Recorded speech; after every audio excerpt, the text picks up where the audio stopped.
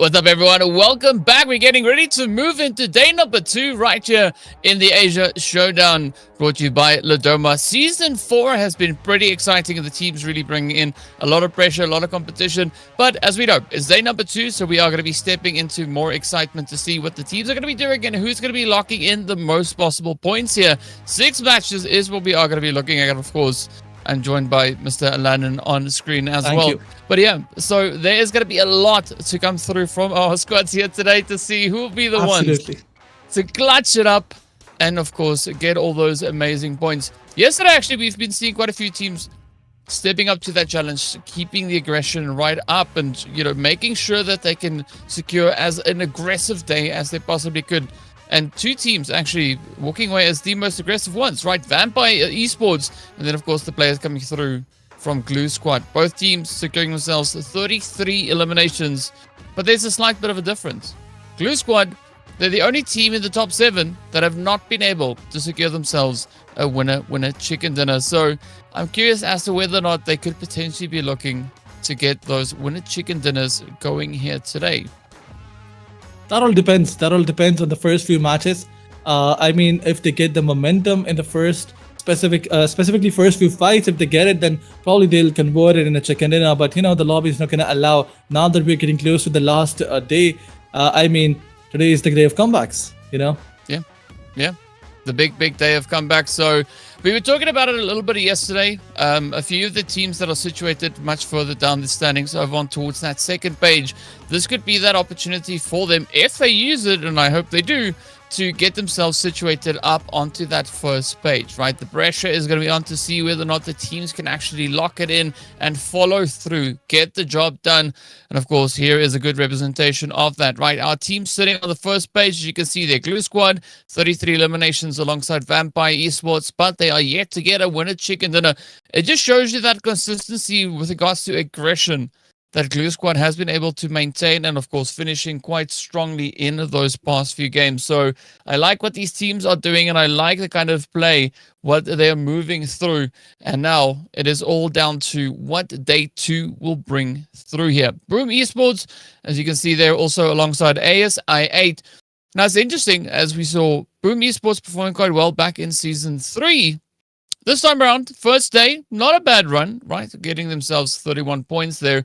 But 31 is going to be the gatekeeping slot, right? Skyforce doing exactly the same. Both squads walking away with 20 eliminations and 11 placement points. So there is going to be quite a bit of pressure on both to see who will be not only gatekeeping that top 9, but also allowing access up into the top 5. Because as we know, that is where the share of the prize pool stops. Only the top 5 teams get their share of the exciting prize pool that we have here. And of course, that MVP slot is available as well.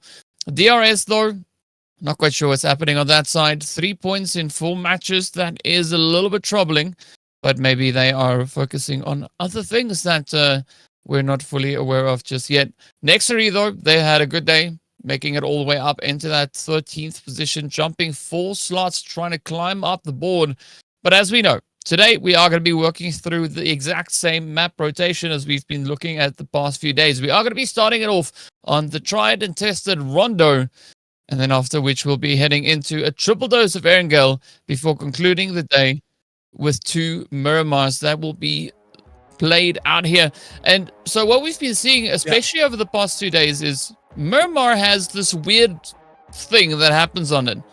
The map goes to the water for both days. The circle. I The don't know. circle was the main factor. Yeah. Go on. I don't know why. Like, what's cooking, right? I mean, I made the joke on you know, the previous day saying that, yeah, maybe the zone's just a bit thirsty. Then it happened again yesterday in the grand finals on the first day. I was like, okay, cool. This is an interesting thing. I don't quite know what's going on with these maps, but it is to some extent making for some pretty exciting gameplay, because the teams will have to really shift up that dynamic, because they can't stick to the usual strategy, right? This is not the way that Miramar is usually played. So I'm really excited to see whether or not today maybe the zone will come to its senses and decide, you know what? Oh, this is a desert map. Let me go back into the desert, as opposed to trying to wrap everything up on that coastline. I mean, that's the beauty of Miramar, those long-range fights, and you know, teams coming up with some crazy angles on top of the hills. But whenever the circle goes toward the water side, things get difficult for all the teams. But I think it also gives the opportunity to practice in many big tournaments. Like we have seen this going on in PMGC, previous Esports World Cup, PMGO, that the last Miramar map was always a water circle. I don't know if they control it manually or something, but the last match, which always played on the map of Miramar, the circle was going towards the water side. So I think it's given a practice. In Lidoma Showdown, maybe they're also moving the circle manually, and if they are doing it, and if they are giving the time and the practice that team needs on this terrain, I think it's a good news for everyone, because it will be not difficult for them to play when the actual competition will be there. But talking about the competition, it's going to start with the first match, which will be played on the map of Rondo. We have not two, but one flight path here. Moving on towards the stadium side. Is there going to be any team who will be fighting or who will be taking a drop clash in stadium? Let's wait and find out. But yeah, we saw some drop clashes yesterday on the map of Rondo too. Yeah, and it's going to be an interesting one to see who's going to be the squad to rise up and run away with that winner chicken dinner. Two different teams in the past few rondos have been able to secure themselves a successful play. But look at what we have going up to Heme Town. We've got 3 teams heading in for a little bit of a hot and heated altercation. Down to Meiran, 2 squads in there as well. We've got 2 teams moving down in towards Factory. Only 1 team dropping on the side of Test Track. So if you ever wondered whether or not the teams were going to look to get a bit aggressive here today, I think we have our answer. It is a definite yes, as they are not wasting any time getting right down to business, looking to see just how they can look to secure those points. And of course, the best way to do it is to get aggressive, right? To enable those eliminations. And then all you got to do is maybe look to add a side order of placement points to it. Absolutely. Vampire Sports getting aggressive. They have 2 elimination points already in the backpack. This time around, it's Lazarus with 2 points. You know, we have seen 1 or 2 players of Vampire Sports stepping up in every other fight. It's either Lazarus or Miola. But look at the kill feed. There's another fight. In fact, 2 more fights going on. It's Nex versus ASXI, and C1 was also indulging themselves into a fight. We have a 3-way deadlock here. 3 teams in Heme Town fighting with each other. Vampire going all in, trying to clear all the avenues, trying to clear all the compounds one by one, and that they're not finding anyone. But yeah, there is someone so close. It's VOIN Donkeys who's on the backside, and then it's TALON Sports on home. They confirm 2 elimination points. It's a 2-way sport situation between Vampire and TALON Sports, but TALON is not gonna push. They're gonna wait, but there's one fight where nobody's gonna wait. That is ASXI versus NEXORY. NEXORY G is gonna confirm 1 elimination point in Casanova. So ASX is down to the last 2 players. They're gonna revive their players, and Iron is gonna take a fight. It's a close range 1v1, but Iron will be taken down, and now it's a 1v3 situation. But wait a second, Frenzy will pick in the kill feed, and in the meantime, Luck will find ASXI. It seems like Luck is not in the favor of ASXI, and Luck is with NEXORY. That's the reason why they have 4 elimination points, and ASXI is done and dusted. That's also why they have a player with that name, right? Just to ensure that wherever they go, Luck is with them. Now, it's going to be Frenzy getting taken on down as Atomic locks it in. Champions getting a squad wipe there as well. So a phenomenal show up coming through here. The team's definitely showing that today they're going to look to light that up. Champions Esports already now all the way up in towards that 5th position. Yes, it's been a little bit of a costly engagement. They have lost 2 of their players along the way. But DRS, this is their time to shine. Let's see whether or not they can get a little bit of something happening over here. They are going toe-to-toe with the players here from VIPERxKO. Now, if DRS is going to use today as their comeback moment, they're going to have to double down on that aggression. Can't let that knock come through as JD now gets confirmed, and out they go. DRS down to a solo, definitely putting them quite on a heavy back foot. And we've already seen 2 teams getting taken out. Absolutely, Vampire Sports pushing on the last 2 players and confirming those elimination points. It's Boom versus NEXORY Sports, and what a third party by Boom Sports. They didn't allow NEXORY Sports to settle down, but here comes another elimination. Not just 1, 2, or 3. We're seeing 4th team probably leaving the lobby, and that is DRS this time because VIPERxKO, they have decided to push forward, and what a beautiful play by them teammates, because every player managed to get one elimination point. But here comes another fight. It's Vampire versus VOIN Donkeys that we were talking about. There was a 3-way deadlock. It was TALON versus Vampire versus VOIN Donkeys. After eliminating one team, Vampire have decided to charge on another. But wait a second, it's BDR versus VIPERxKO going on, because BDR, they also decided to make a third party. Everywhere, wherever we go, there is a team who is deciding to do a third party, and this time around it's BDR. Yeah, it's good for them. Yesterday they showed quite a bit of that capability, getting super aggressive. Now it's going to be Optimus stepping through with the S12K, doing a little bit of cleanup. Now Vampire KO are, well, potentially going to get KO'd if they are not careful. 4 eliminations is great, but you got to survive. So let's see if they can carry that torch a little bit further. I like what the zone was doing, though. Very centered up zone, so it is going to allow the teams great flexibility as to how they want to look to play out strategies. They don't have to stress too much about rotations, unless, of course, it's the 3 squads that we saw dropping all the way up in towards that northeastern side of the zone. But for now, it is going to be you, Lee, now just being played out. Yulin, a good spot to play through. Usually even, Yulin, when you come in here, it's always exciting to see kind of just, you know, in normal general gameplay also what a contested place this is. So it makes sense to see the more experienced teams finding their way in here as well. Bumblebee, just trying to shake off a little bit of that water, sneaking forward. Talha and Too Good. Yeah, well, they have to be very good if they want to survive here. Whoa. You can't be running into a spray. Absolutely, VIPERxKO realized the same thing, but BTR slowly and steadily they're trying to close in. They're giving no room to VIPERxKO for survival. The situation is a 2v4, I guess. Yeah, the utilities are going to come in. You gotta watch out for those grenades. The position is compromised. Bumblebee coming in with a beautiful grenade. VIPERxKO have no room to play, and what a beautiful grenade by Bumblebee. It's gonna take one down. Now a 1v4 left for Tala to do, but Bumblebee will be like, no, I'm not gonna let you live for another second. Once again, you know, all the players of BTR were trying to get that elimination number confirmed, but Bumblebee from the ground floor, he was like, I'm not gonna let anyone get this kill. This is my kill. I have to get it. And that was a beautiful grenade. But on one side, it's Boom Esports M getting 3 elimination points. Some heroic performances are also there from Boom Esports. Yeah, I mean, Bumble was buzzing, so good to see that play. Now, Boom already coming through with 3 eliminations and 3 players. M doing all the hard work right here so far, securing themselves a very good play, but it's always exciting up in Stadium.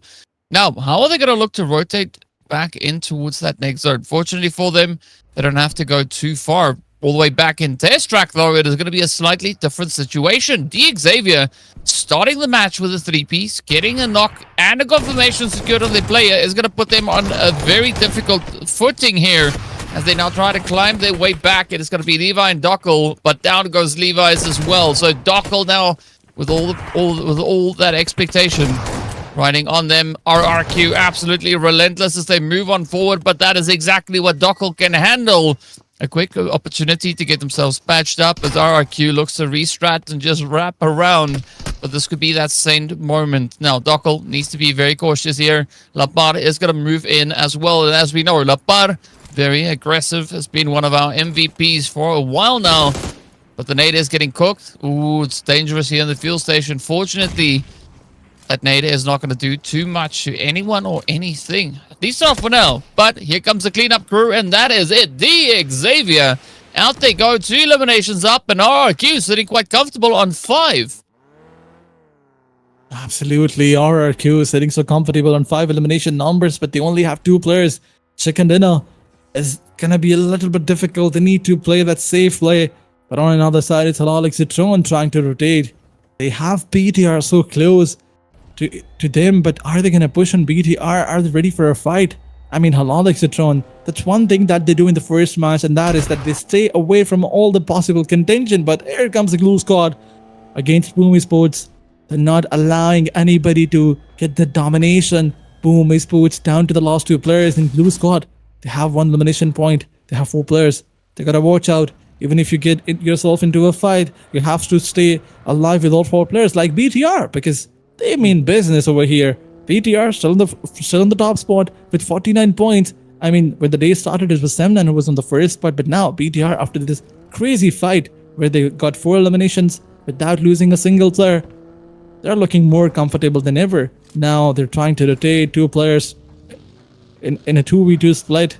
So that's a good thing about rotation, that all the players are close by and you're rotating in a split of 2-2. So whenever you get an information on someone that there's a team who's trying to gatekeep the other 2 players, they can definitely wrap around and have a good spot. But the zone is still not here. You gotta move forward. The zone is going far away. BTR is trying to chase down. Well, let's see whether or not they can get themselves into a good position. I was thinking about what you were saying about the winner chicken dinner, right?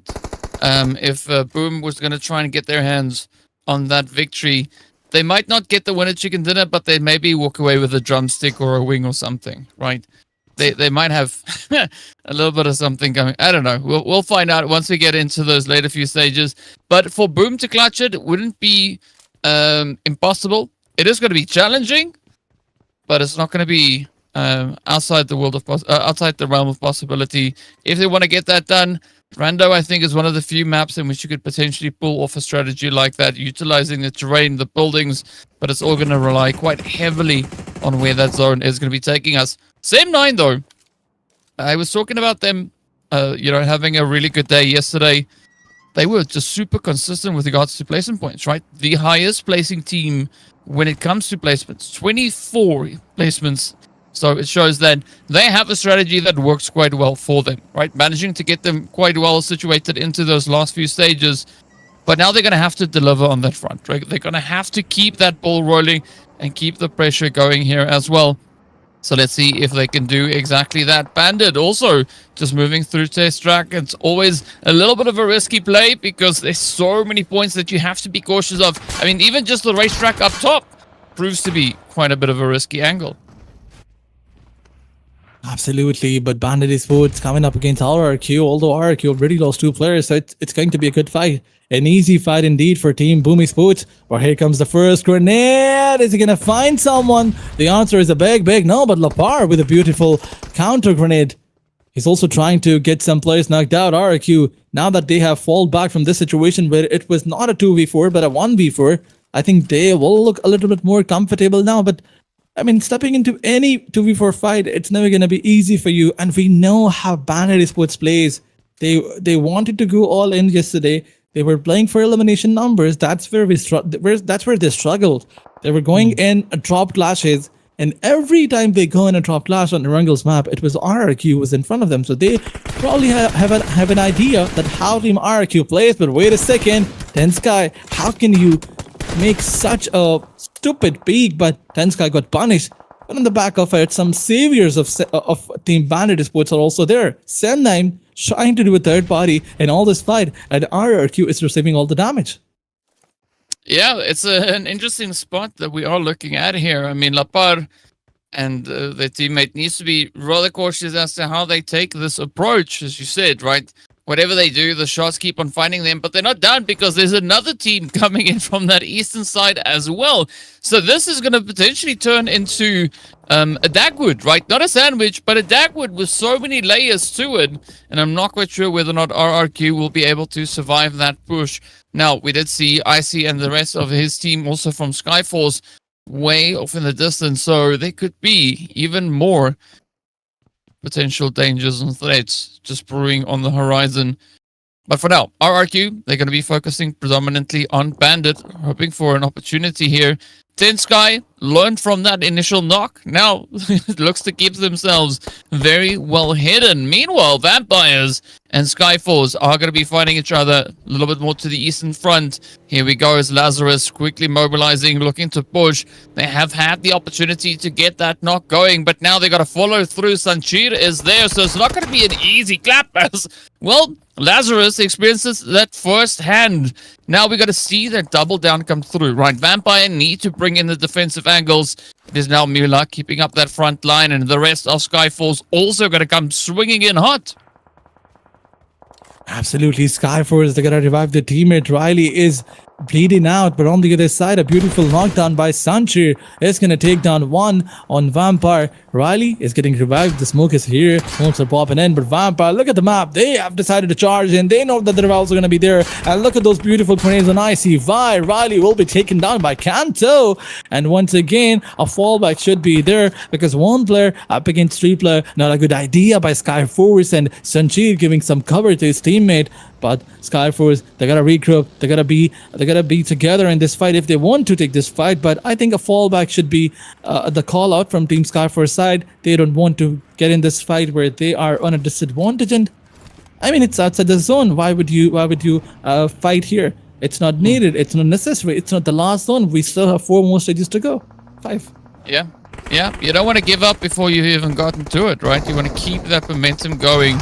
So let's see if they can pull that one off. XKF, beautiful jump shot, landing the hits right into the side of Puzzle. But now the pressure is going to be relying solely on XKF to see if they can clutch this one out. Bandit looking to rush a little bit further forward. Hokia, who we've also seen play a few phenomenal games, now looking to get themselves mobilized. But Sem9 still waiting in the wing. Boom, also coming in for their share of the carnage. So how's this one gonna pan out? I mean, I think for Bandit, there was a bit of an opportunity to get that some of the pressure alleviated from their shoulders, as we did see Sem9 holding up behind them.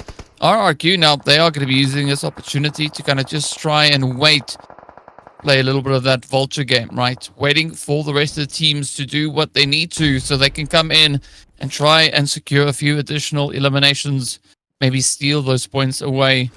I mean, whatever strategy works for them, good to go. But whatever they do, they have to lock in. Absolutely, but VOIN Donkeys, look at them in the kill feed. They're trying to take down the players of BTR 1 by 1. I mean, 4 eliminations to the name. BTR is looking more promising than ever. But are they going to continue their domination? Or is it going to be VOIN Donkeys who will shut you down? Bandit still in that fight. 2 eliminations to the name. But look at Optimus once again coming hot in on VOIN Donkeys, taking down Potato. Crazy Block is going to find Gearsler. It's not looking good for VOIN Donkeys. They have been surrounded. The last man standing. In fact, the last 2 players, it's Zeta and Razek. They're trying to deploy the hard cover. And it's not gonna work out. But wait a second, Crazy Block, who was knocked and finished. Optimus with a beautiful grenade. It's a 1v2 situation. In fact, it's a 1v1. VOIN Donkeys, the survival depends on Zeta, and here on BTR, the survival is on the shoulders of Optimus. But here comes another beautiful grenade by the third party from either side. It's not looking good. It's VOIN Donkeys, they're losing their players to the zone, but BTR, there's going to be another third party. Yeah, Sem9 now figuring that, they might as well go onto that back end. As you can see, Haikyuu and the rest now starting to mobilize. Up they come, spotting out a bit of an angle up to that northern side. That, of course, is going to be one of our few remaining players coming in from Boom Esports. But now, it is going to be go time as Sem9 get ready to strike. Not quite sure if VOIN Donkey is going to be able to bounce back from this. It is Potato and Razak, or Zeta and Razak, that are going to be the final 2 survivors here. Optimus, this is a good play because now they get the opportunity to reset, right? It alleviates a little bit of that pressure, takes the focus off them, and they can look to maybe capitalize on a few of these angles. So Yumiko and the rest of the Sem9 squad now trying to take a little bit more of a divided approach here. They've got 3 players right here on the edge. Down they go. No, boom, out they are. 3 eliminations or 3 points to their name. Not too bad of a finish. Not a bad start to the day. Now Sem9 coming in for cleanup. It's going to be Tryout and Haikyuu. Up they come. That hard cover definitely going to be advantageous for them to utilize as they now turn their focus towards Optimus. Not before taking down VOIN Donkey. So the eliminations starting to stack up. Sem9 looking like they now are absolutely focused, but Optimus using this opportunity, this moment of silence, to get themselves a little bit closer to that zone. Absolutely, Sem9, what a brilliant third party. They have 6 elimination points, and I mean, every time when it was a third party from Sem9, they were making it so confidently, and you know, they never lost a single player in any third party. We were talking about this yesterday as well, that whenever there's a third party, it's always Sem9. It's always Sem9 who finds their ways they look for the teams who are fighting with each other. They never look for some players or some squads who are alone. That's the reason why they're on top once again. As BTR, now that they have the last man standing, it's a chance for Sem9 to double down the points and maybe increase the lead that they have from BTR. Sem9 Satria trying to spot the players in a long range spray, but yes, he will connect some bullets. He's not gonna be able to take down the player. VP Zeta, in fact, VP Xerox. Is that Xerox? I don't know. Whoever the player is, he is definitely thinking about something else. His focus is not quite there. He's not trying to survive. It's Zane or Zene. But why would you push towards the spray? I mean, he needs to answer me. Why would you do this? That was a mistake. With Sem9, the other players are getting closed in. A beautiful grenade by Yumeko. It's gonna leave Vampire to the last man standing. And now a beautiful rush is also coming in. Kanto is the last man standing. Look at Team Sem9. They're just going all in. And one more elimination point to the tally. Look at them. 9 elimination points already. I mean, they're doing good, right? They are doing good. Their name is Sem9. They have 9 elims. What more do they need? They are playing a pretty good play here so far. But up, the pressure is going to be on again, right? Sem9, not quite out of the woods. Yes, they have a whole tray full of eliminations to work with here. But how are they going to look to play from that far western side of the zone? The rest of the lobby all situated down in towards the southeastern side, as the zone is going to pop in the next 10 seconds or so. Glue still going to try and stick it out here. XKF, good position, good setup. RRQ also still pretty relentless. Halal AXETRON also now trying to make a bit of a dash as they come flying forward. The zone is going to be blessing the players from Bandon as they are now right in the middle. And this is now a sticky situation because how are you going to go through this, right? Halal AXETRON having the entire lobby focus their scopes towards them as they've been spotted out. You can see those eliminations just locking in. Halal, one of the final few teams to make a dash for zone. And I don't quite see them making it in anytime soon, especially not with Sem9 holding up the edge. Absolutely, Sem9, 10 elimination points, what an absolute chaos they are bringing to the lobby. And this time around, it's Halal AXETRON who's gonna find them. But wait a second, some grenades are going. That's the same place where they want to fight against Team Vampires. But do they have any idea about Madcat? Because that player has a beautiful position. But try out, his position is compromised. You gotta watch out. You gotta fall back to his other teammates because if he gets spotted, there will be one player down and confirmation will also be there because Sem9, they cannot go back and revive their teammate. The solo is so far away. The grenades are going in. Madcat was spotted by Satria, and this player is always doing the heavy lifting, always coming in with some beautiful knockouts and giving the advantage to his team. Well, Majesty going out to Satria, but let's see what the rest of the crew is going to do on the front line. This roadway is proving as a nice bit of coverage here now for Halal AXETRON, but it's not going to be sufficient as Hitman goes down, and that is the end of the road for them. Not a single elimination to show for this game. Now, BIGETRON by Vitality, they also get taken down, 5 eliminations up. Satria, Yumiko trying to play a little bit of cleanup. Oh, but unfortunately, tryout does get confirmed, and out they go. RRQ managing to somehow get that confirmation. So again, the elevation is going to prove quite beneficial. Now, Sem9 have to do a little bit of work. They need to try and rotate in here, but we don't quite know where that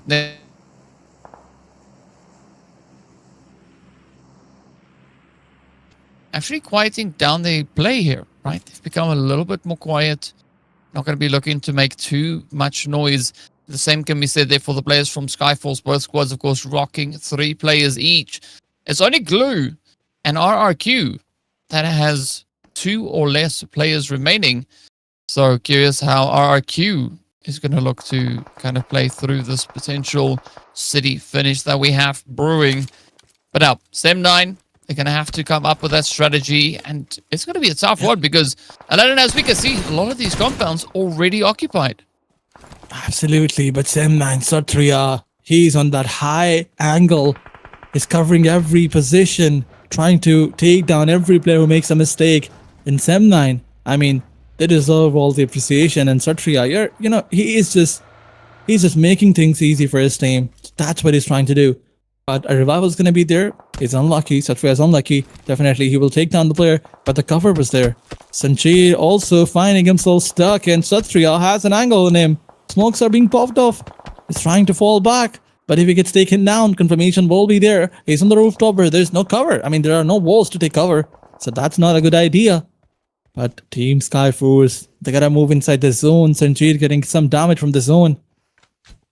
Right in front of them, there's Team Glue Squad. We're waiting for them. Once you peek, Glue Squad can make sure that they confirm elimination points. But maybe Careful not do it because he knows that he is the last one standing.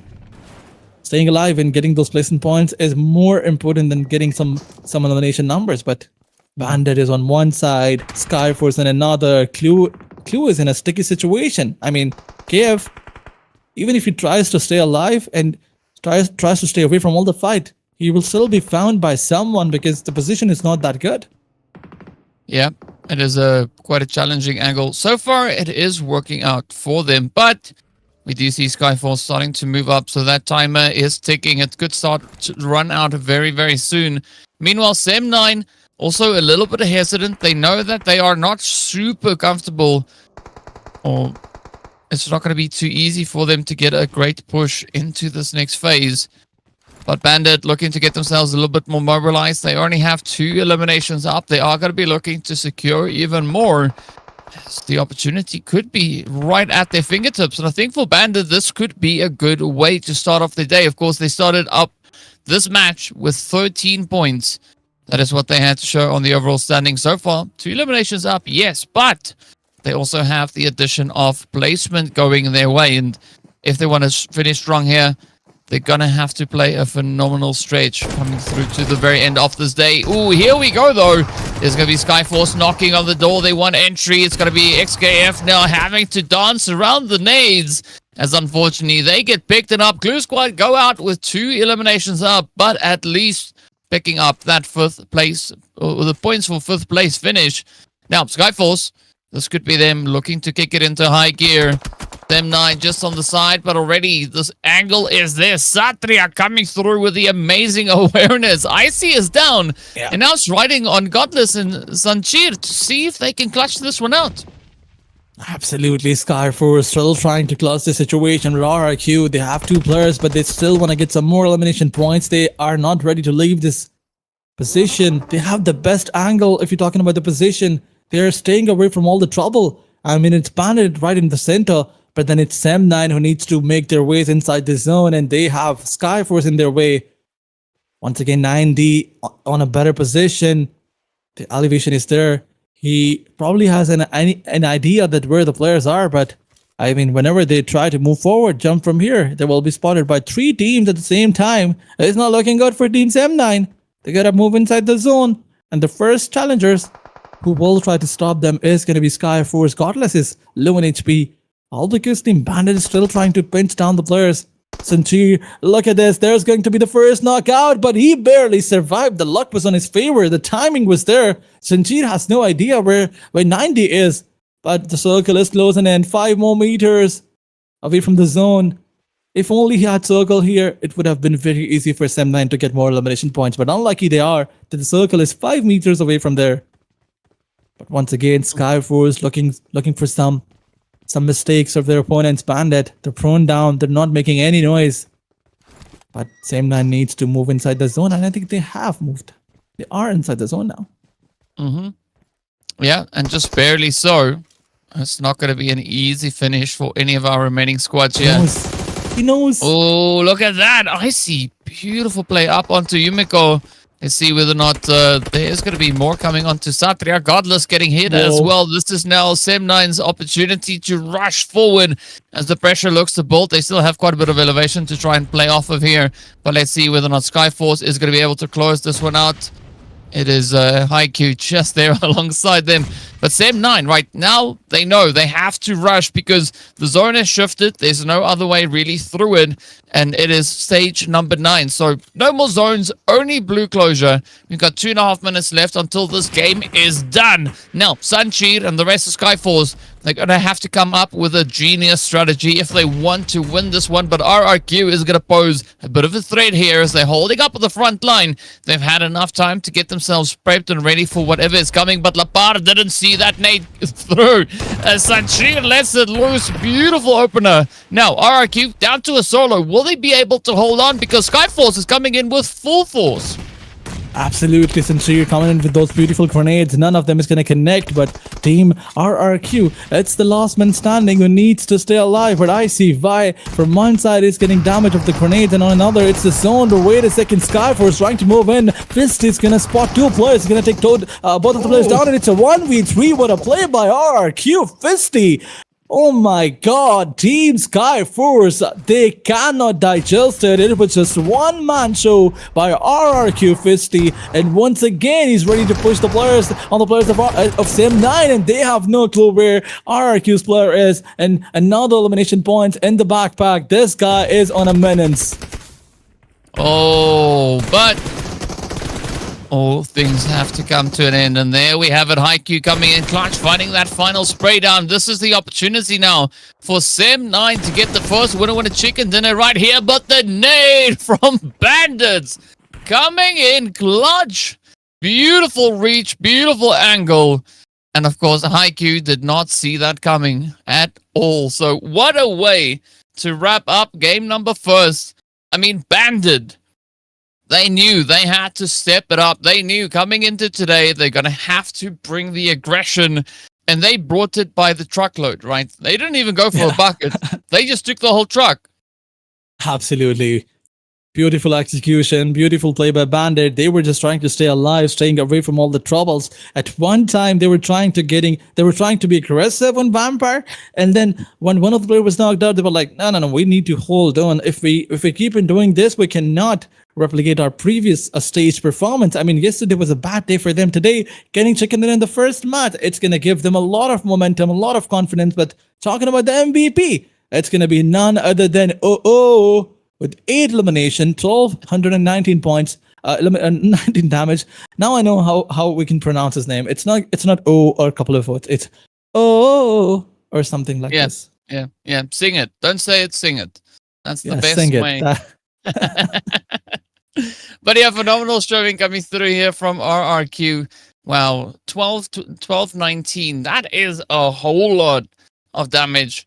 So yeah, RRQ, they definitely were packing quite a bit of that heat. But here we have it. It is going to be Sim9 walking away with a glorious 21 points, even though they didn't get that winner chicken dinner.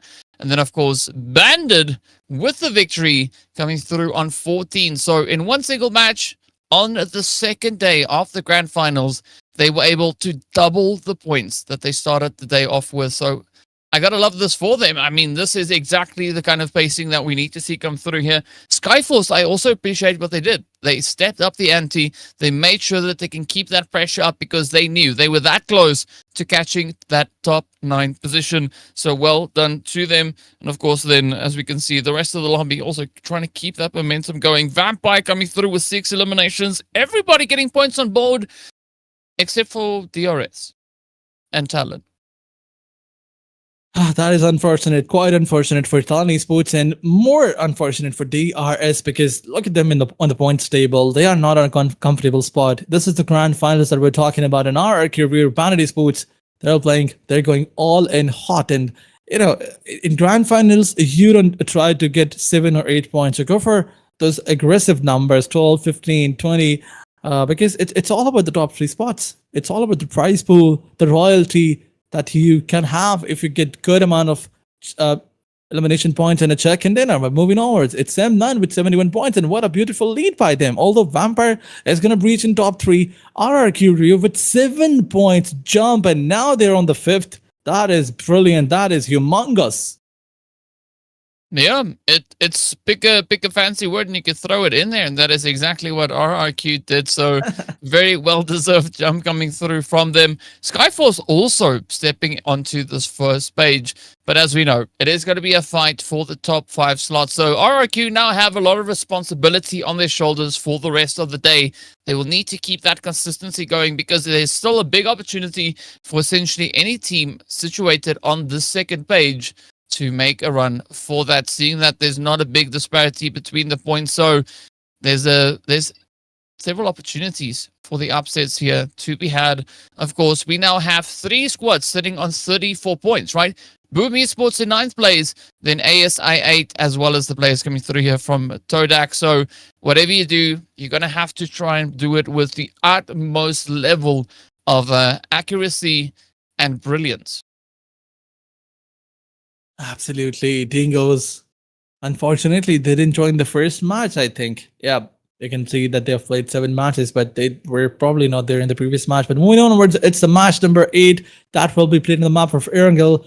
A bit more breathing space will be given to all the teams because, you know, we saw some drop clashes on Rondo, probably more drop clashes, more rotational fights, because in Rondo, whenever you try to rotate, you do not have those long road networks. You have to go through the hills. That's when you get spotted, and that's when you find yourself into a fight or in a sticky situation.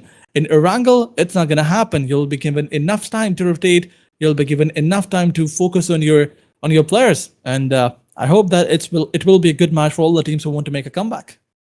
Yeah, they will have to try and see what they can get cooking here, but as we know, we've already concluded that first match of the day. Now we have to go pull Erangel out of the bag and come in with a triple serving of that. So to get that all prepped and ready to go, we are going to be heading into a break. So stay tuned and we'll see you right back.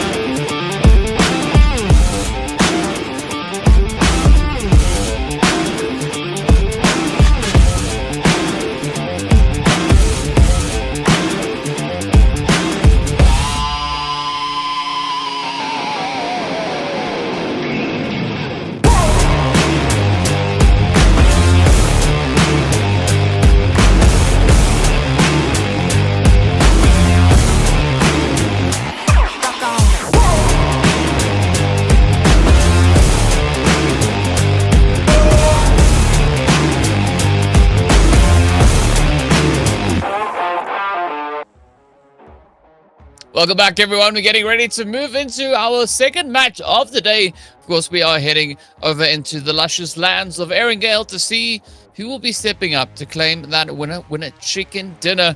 Sem9 got a winner chicken dinner on Erangel yesterday. Today, game one, they came very close, right? They were like right there to see just whether or not they can surprise us with another amazing performance. But I like the kind of pacing that we've been looking at so far today. Yes, quite a few teams stepping it up, especially teams that need to get points, and a few other teams that don't really need points also stepping up. So I like the kind of balance that we have here. But of course, there's still a few squads that we would love to see them just have a bit of a crack at it, right? Come into this next match, come into game number 2 and bring everything, right? Bring all the aggression that you can find, as we're almost there. Absolutely, we are here. And the next match is going to be, it's going to kick in a few seconds. In fact, it's right here in front of us. The flight path's going to start from all the way from Gatka's side, ends toward Kamishki. Teams are getting the dispersion on the map, and there will be some early on fights. Talking about the drop class, it's going to be going still between Bandit and RRQ. Where is RRQ? Are they going for the drop clash? I think not today. They are changing their drop. But there is some other team in the Pochinki side. Is this Bandit versus some other team going in? But yeah, DRS versus Vampire, still locked and loaded. DRS coming up with the first kill with the knife, and also Vampire giving the trade, answering back with one knocked out. Are they going to confirm the elimination point or not? But on another side, it's C1 getting some early on eliminations because of their rotation. They were trying to go towards the drop, but Fairpier is a hot location once again. Look at the circle. Look at the point of contention. It's so close to Pochinki. 3 to 4 teams are there. Yeah, love to see this. Oh, a little bit of that drive-by action as Kino tries to lock it in, but unfortunately, Kino is not going to be able to survive that spray down. It's going to be Balja. Also, just looking to get a little bit of distance now, right? They need to fall back. They need to retreat and go back to Ferry Pier to get the rest of the crew. And you can see now, C1 starting to mobilize, picking up the cars, but will they be able to maybe contest the edge of zone here? Because that's where we've got HALAL, AXETRON, we've got the players from Bandit in there, we've got Sem9 in there. So it is going to be a little bit more of a challenging position to try and play through. I'm looking at South George as well, right? NEXORY as well as Skyforce. We've got the players from Glue Squad all the way up on towards that side there. So it is going to be an interesting one. Well, as we'll have quite a few points where the teams will be finding each other. A lot of those drop clashes, hot drops, call it what you will. But ASA8 though, they've got a comfortable spot up into Saverni. Nobody there to challenge them, so they can actually look to get themselves or build themselves a little bit of that momentum pushing into the remainder of this match here. Now it's going to be Satria looking to clutch it up here for Sem9. Tryout has already been dropped down. Ooh, but they're coming in very staggered on this push. I'm not quite sure if that is going to be the approach or the angle to play against coming through. Oh, look at Atomic. Champions. Ooh, absolutely, Atomic on and off angle, and he will find one player down. Sorcia is knocked out. The most valuable player of this team is also knocked out. And let's see, there's another 1v1 between Yumeko and another player of C1. One more player knocked out and finished. Champions Esports, they are just dominated in this fight.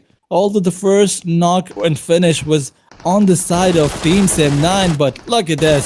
The last man standing will be left to fall back because he will not be allowed to revive his teammate. That's not looking good. Atomic, I mean, you need to give the credit to him. The way he plays himself so beautifully. I mean, it was impossible for Sem9 to spot him. He just surprised that one player and won the first 1v1. That's how they won the fight. But wait a second, Boomy Sport versus HALE, and how did they not realize that someone is climbing this tower? Well, I mean, they were probably focused on a little bit of loot. Like, I can understand that from as a loot goblin myself, I fully understand it. So you can't really fault them on that. But now they're going to have to face the music as Boom Esports are going to coming in and they demand justice for what? I don't quite know, but maybe they want the share of that loot as well. Up comes the push, the jump shot, beautiful angle by 6ix9ine. Oh, but is that going to be enough though as Yumi rushes forward an absolute devastation on the side here of HALAL AXETRON. It's going to be 90 degree, looking to close it up, just trying to breach the staircase, and here they come, managing to duck dive and dodge their way right back into the lobby. Banded, they've heard the shots. Are they going to come forward to play a bit of that third party? Now, it seems like an obvious yes, as, well, Bandit are here, and they are ready to climb the overall standings. Absolutely, Bandit are still trying to get their hands on the revival side, but wait a second, confirmation going in by PUBG Sports, Yummy and once again confirming one more elimination points to the tally. And this time it's a full-on commitment. Players are coming in flying, and look at Okya. He's like, okay, you're gonna take one of my player down, but I have a better position. I'm gonna surprise you. Ta-da! One knockout. Okay, confirming the elimination point too. Now it's a 2v1 or probably a 2v2 fight on both the sides. It's 2 players of PUBG Sports, 2 players of a Team Bandit. Puzzle is puzzled, but the revival is coming in. Bombit is trying to push forward. You gotta watch out. Puzzle is gonna surprise you. The shotgun in his hand is gonna move forward, but he missed the first shot. That's a mistake. That's a blunder right there. And what a connection by Bombit. That is right on the target, right in the head. But once again, another player coming in. He will try to shift his gun, but in the meantime, he'll be taken down by Hokya. 2 players down, and both will be getting eliminated. And look at BTR. On the back of it, they're coming for a third party. PUBG Sports is on the last player standing, and Bombit, in fact, BTR is coming right there, right hot in, and Bumblebee with his beautiful grenades will take down another player of Bandit. It's not looking good for Bandit either. Tensky had no clue, but Bumblebee will miss some shot, and Tensky right from the face of Bumblebee. What is this guy doing? He is trying to play the best game of dodge that he's played in a while, and unfortunately, Bumblebee just has that eagle eye, gets the spray done and dusted, and down they go. Up to 15 teams remain into this game.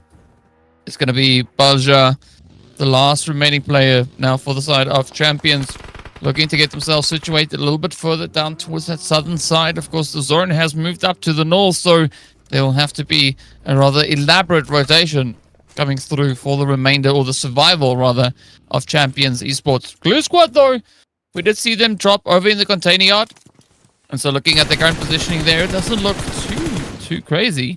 Of course, nobody really looking to contest him just yet, but it's going to be DRS now looking to step it up, as it is going to be Vampires coming through with a few demands.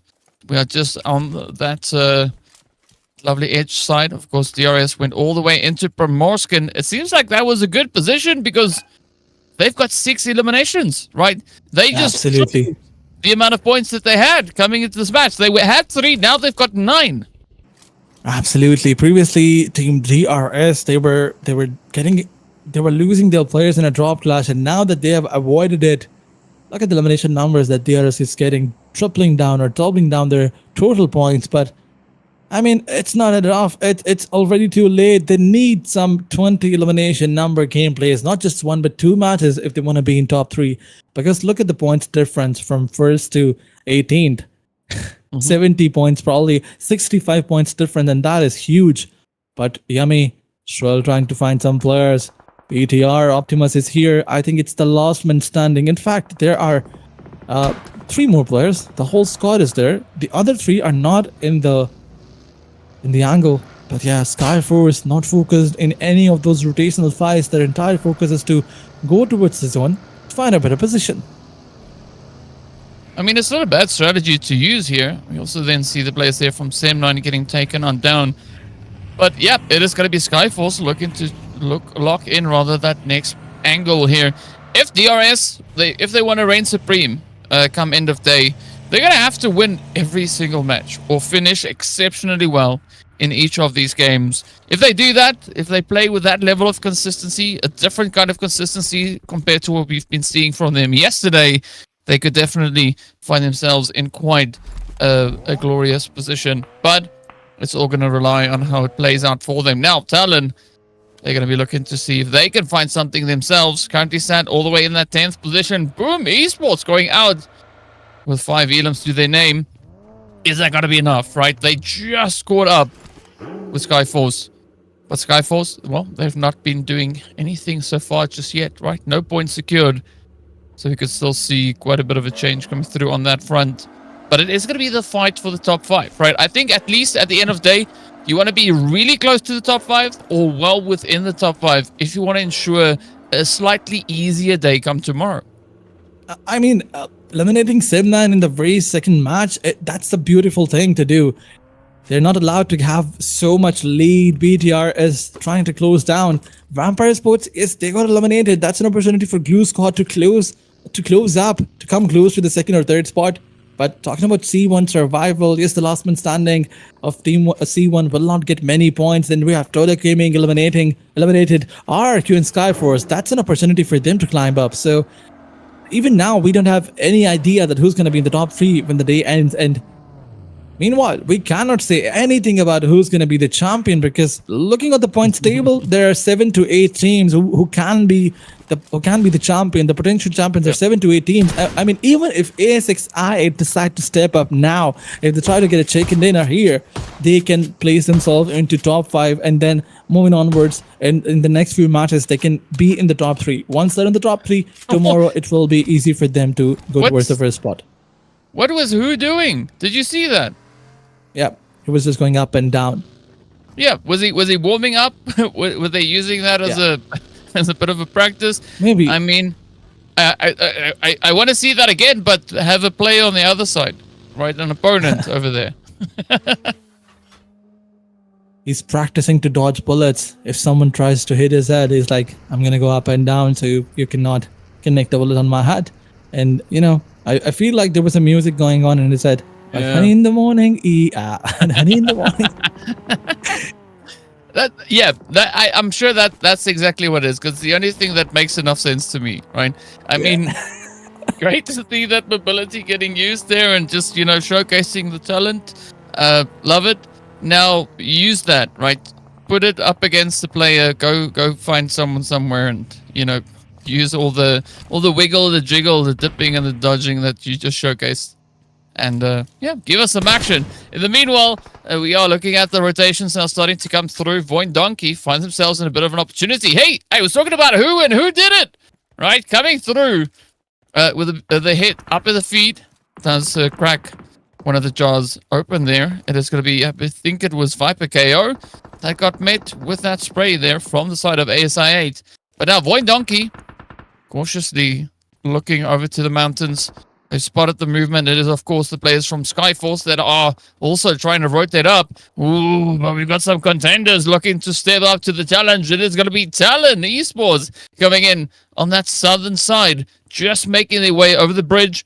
A call out in the open. Not the best position to play through, especially not with the VOIN Donkey peeking over the hill. Absolutely, VOIN Donkey is getting their first elimination point, but Potato is going to regroup with his teammates. They have the vehicles, they have the placement, they have everything intact. VOIN Donkey is looking for an opening to get their ways on the top spots. They are on 14th spot. If they get a chicken dinner, let's just have an assumption. If they get 20 points in this match, a 50 point is going to place them in top 6, which is good, really good. So, I mean, they need to focus right here. I was talking about ASX side. Even if VOIN Donkeys get a chicken dinner, even if VIPERxKO gets a chicken dinner, they're on 16th spot. Imagine them getting 20 points. Yeah, it's completely top doable. 7. It is doable. Yeah.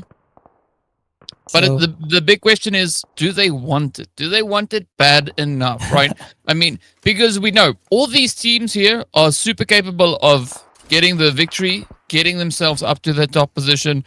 It's just up to who's going to be the one that wants it the most, right? Who's the team that locks in the strategies and plays like absolute monsters, right? Like the legends they are. So I want to see who's going to be the one to rise up. I mean, Glue Squad has done it, Vampires has done it, BTR has done it, Sem9, RRQ, TALON, Skyforce. Pick a name. Any of those 18 names on the side has been able to do it. So let's see who's going to be the one here for today. Glue Squad, though, out there go 11th place, 4 eliminations, so unfortunately no placement points coming their way. The same can be said there for Champions Esports, also walking away with a squad wide. BTR essentially the only team now that can make a very comfortable run for the top of the leaderboard. come game number 2's end. But I'm going to be looking at the rest of the teams, right? RRQ, Talon, Skyforce. They have a bit of an opportunity. You can add ASI8 and NEXORY into that mix as well. So I want to see them shake up the table. I mean, that another question for Team NEXORY Esports is, do they want it bad enough? But talking about Team BTR and Team NEXORY, that's a fight right there. And BTR, they're so close to NEXORY Esports. This position that BTR is holding right now, that's not a good position. I mean, that's where you try to slam in the last zones, and before that, if you try to do that, you will lose your vehicles. BTR cannot leave these compounds because the collateral damage is going to make sure that they don't have a single vehicle intact. So that's not a good position. NEXORY Esports, they're going for the wraparound. They have some good angles locked in. Look at the position of lock. That is a good position right there. And BTR, if they try to fall back, NEXORY Esports can definitely get some elimination points on them. But only if they try to move forward.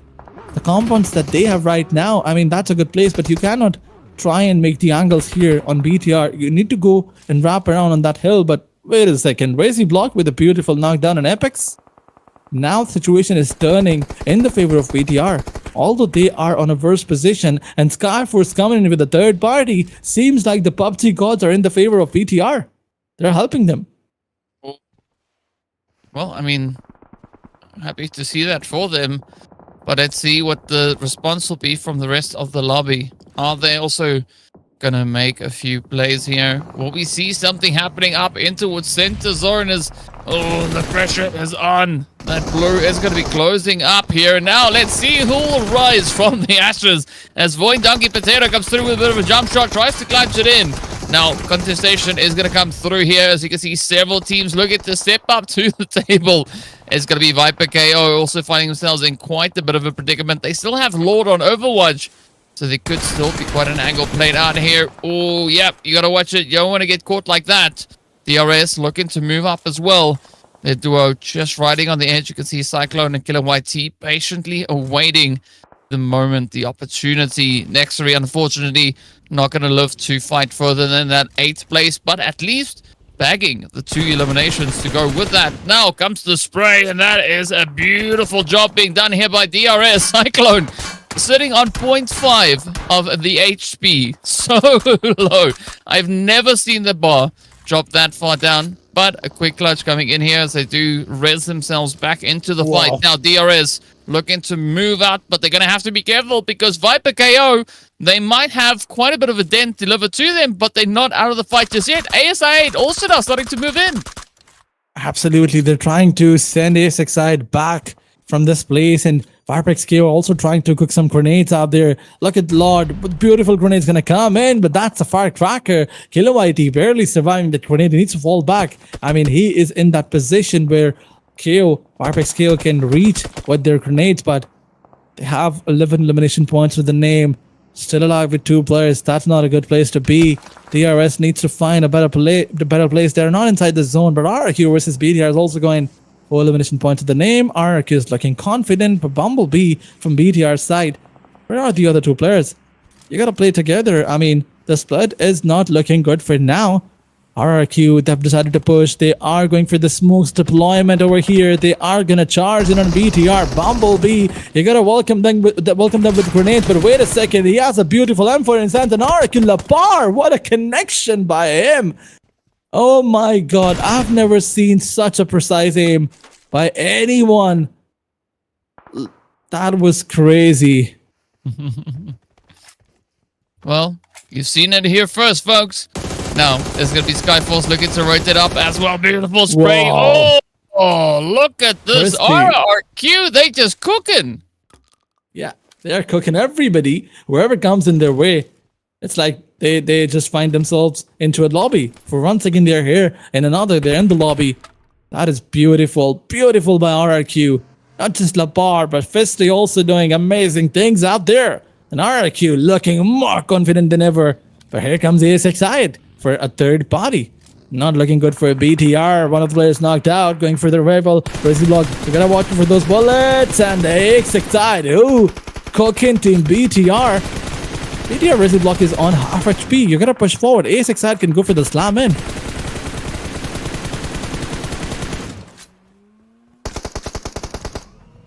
Request that you please don't mention this team's name, right? Don't talk about them because you doing things, right? You're making some stuff happen over here apparently.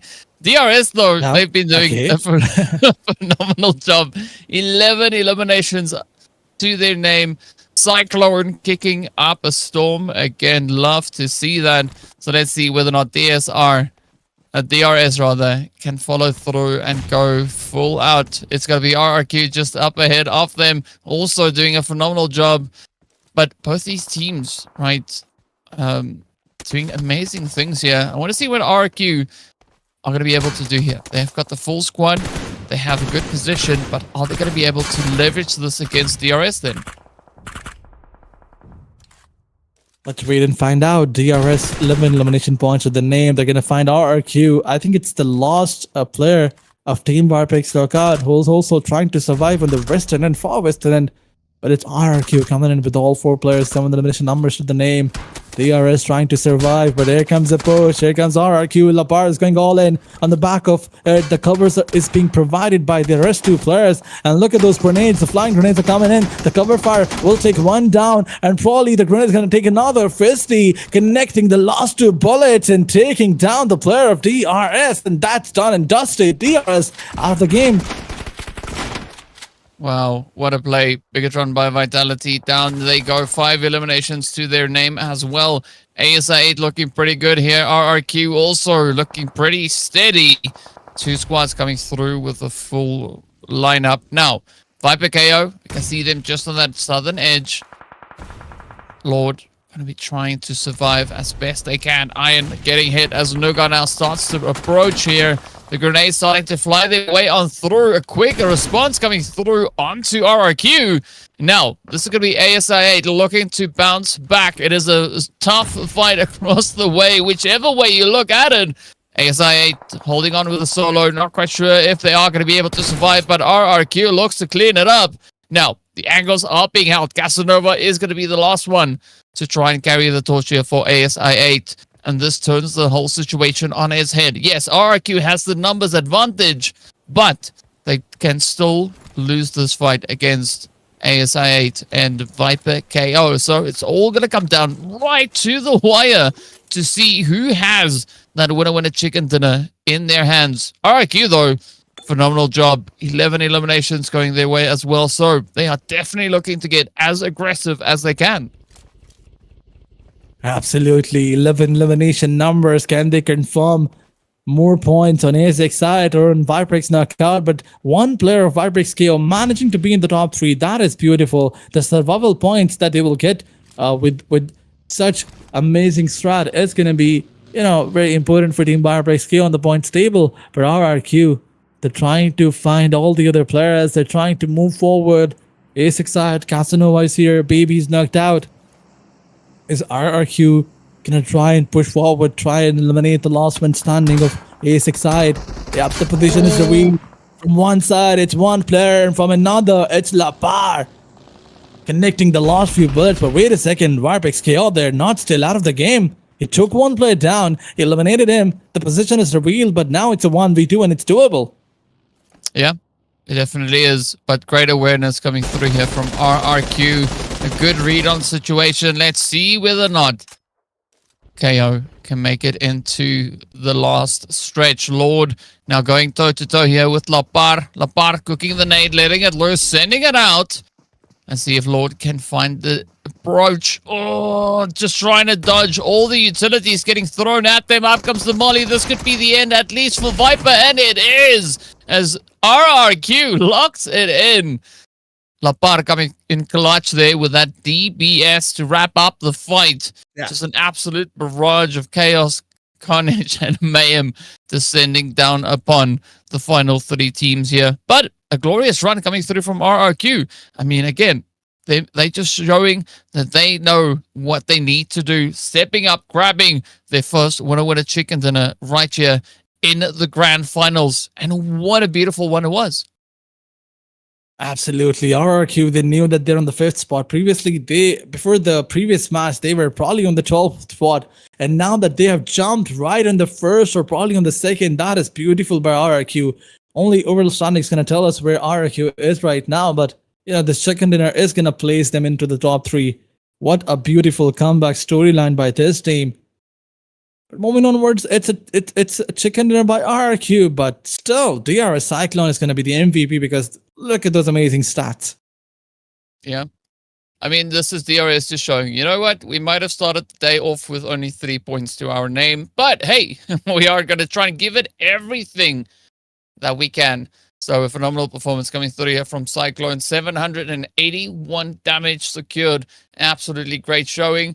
But now we got to take a look and see what those match rankings look like, where the teams find themselves, and who was able to do enough to advance with regards to the overall standings. But I like this for DRS. This could mean quite a few positions that they might have unlocked here. Not quite sure if if they've been able to catch the XAVIER, but they're definitely closing that gap. They are closing the gap, but I think Sem9 versus BTR and Sem9 versus RRQ. That's the thing that I want to see. That's the contention I want to see. Is it going to be RRQ who'll get the first spot, or is it going to be Sem9 who is still going to be there with the lead? And how much points difference, how many points difference is going to be there? Also, it's an eye-opening match for BTR. They got to work on their placements and side by side. They got to work on the elimination. There we have it. I said it for the first time in the day. Woo! But moving onwards, it's DRS with 14 points, 11 eliminations, and RRQ with 24. That is brilliant. That is great.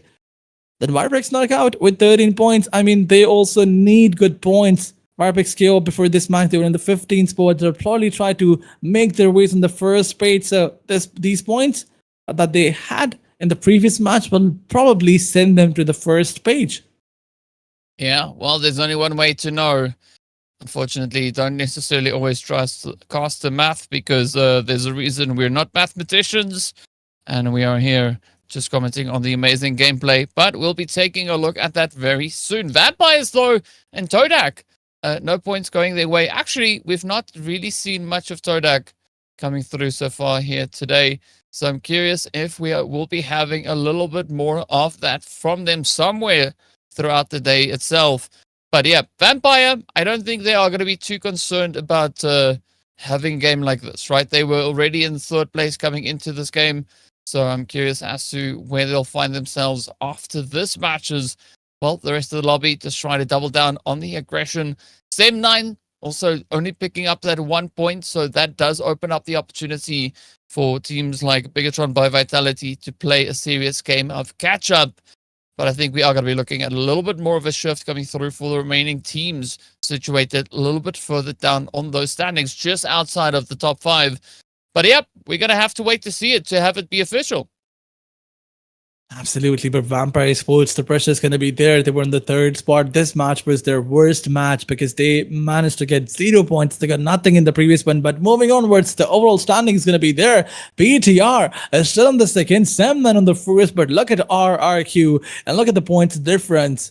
Not a big difference out there. One good match and the table will be turned completely. Vampire on the fourth spot now. Clue sent back on the fifth.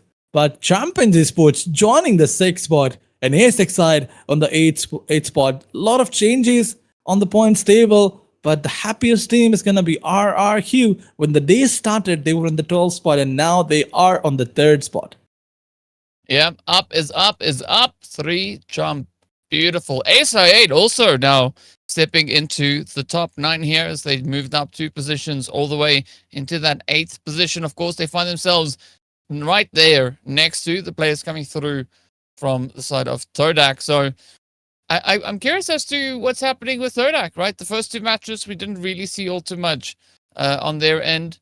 So hopefully we can see a little bit more as we move into the remainder of the day. But VIPERxKO, glorious 6th position move. And we can see there all the way up into the top 10 they go. But still a little bit of a way to continue with that momentum. As we know, the teams, they need the points. And now DRS, yeah, only 7 points away from catching the players from the XAVIER. I mean, yes, they are getting points at least. Yesterday they had only 3 points, and now they've managed to get good numbers. Previous two matches were good matches, but they need a chicken dinner. Moving on with it's the match number 3, which will be played on the map of Erangel. Do we have only one Miramar? Wait a second. This graphic shows that we have 5 matches today. Yeah, we saw it yesterday as well. We saw it yesterday as well. Yeah. So they're just checking if we're paying attention, right? Like, do we really notice the things? The answer is yes. We saw it. We are. Yeah, we're here. We're paying attention. But I love what the teams are doing here, right? Game 2, very, very satisfying. A few squads doing exactly what they needed to. I like the fact that ASI8 also upped their ante, right? Making that glorious push, securing themselves up in towards the top 8 there. But unfortunately, Casanova not managing to survive the aggression coming through from Lapar. And I look like I'm falling asleep in that odd pose that we see right there. So good that I've now pulled a Houdini. Back I come. There we go. Speaking of which, let's take a break.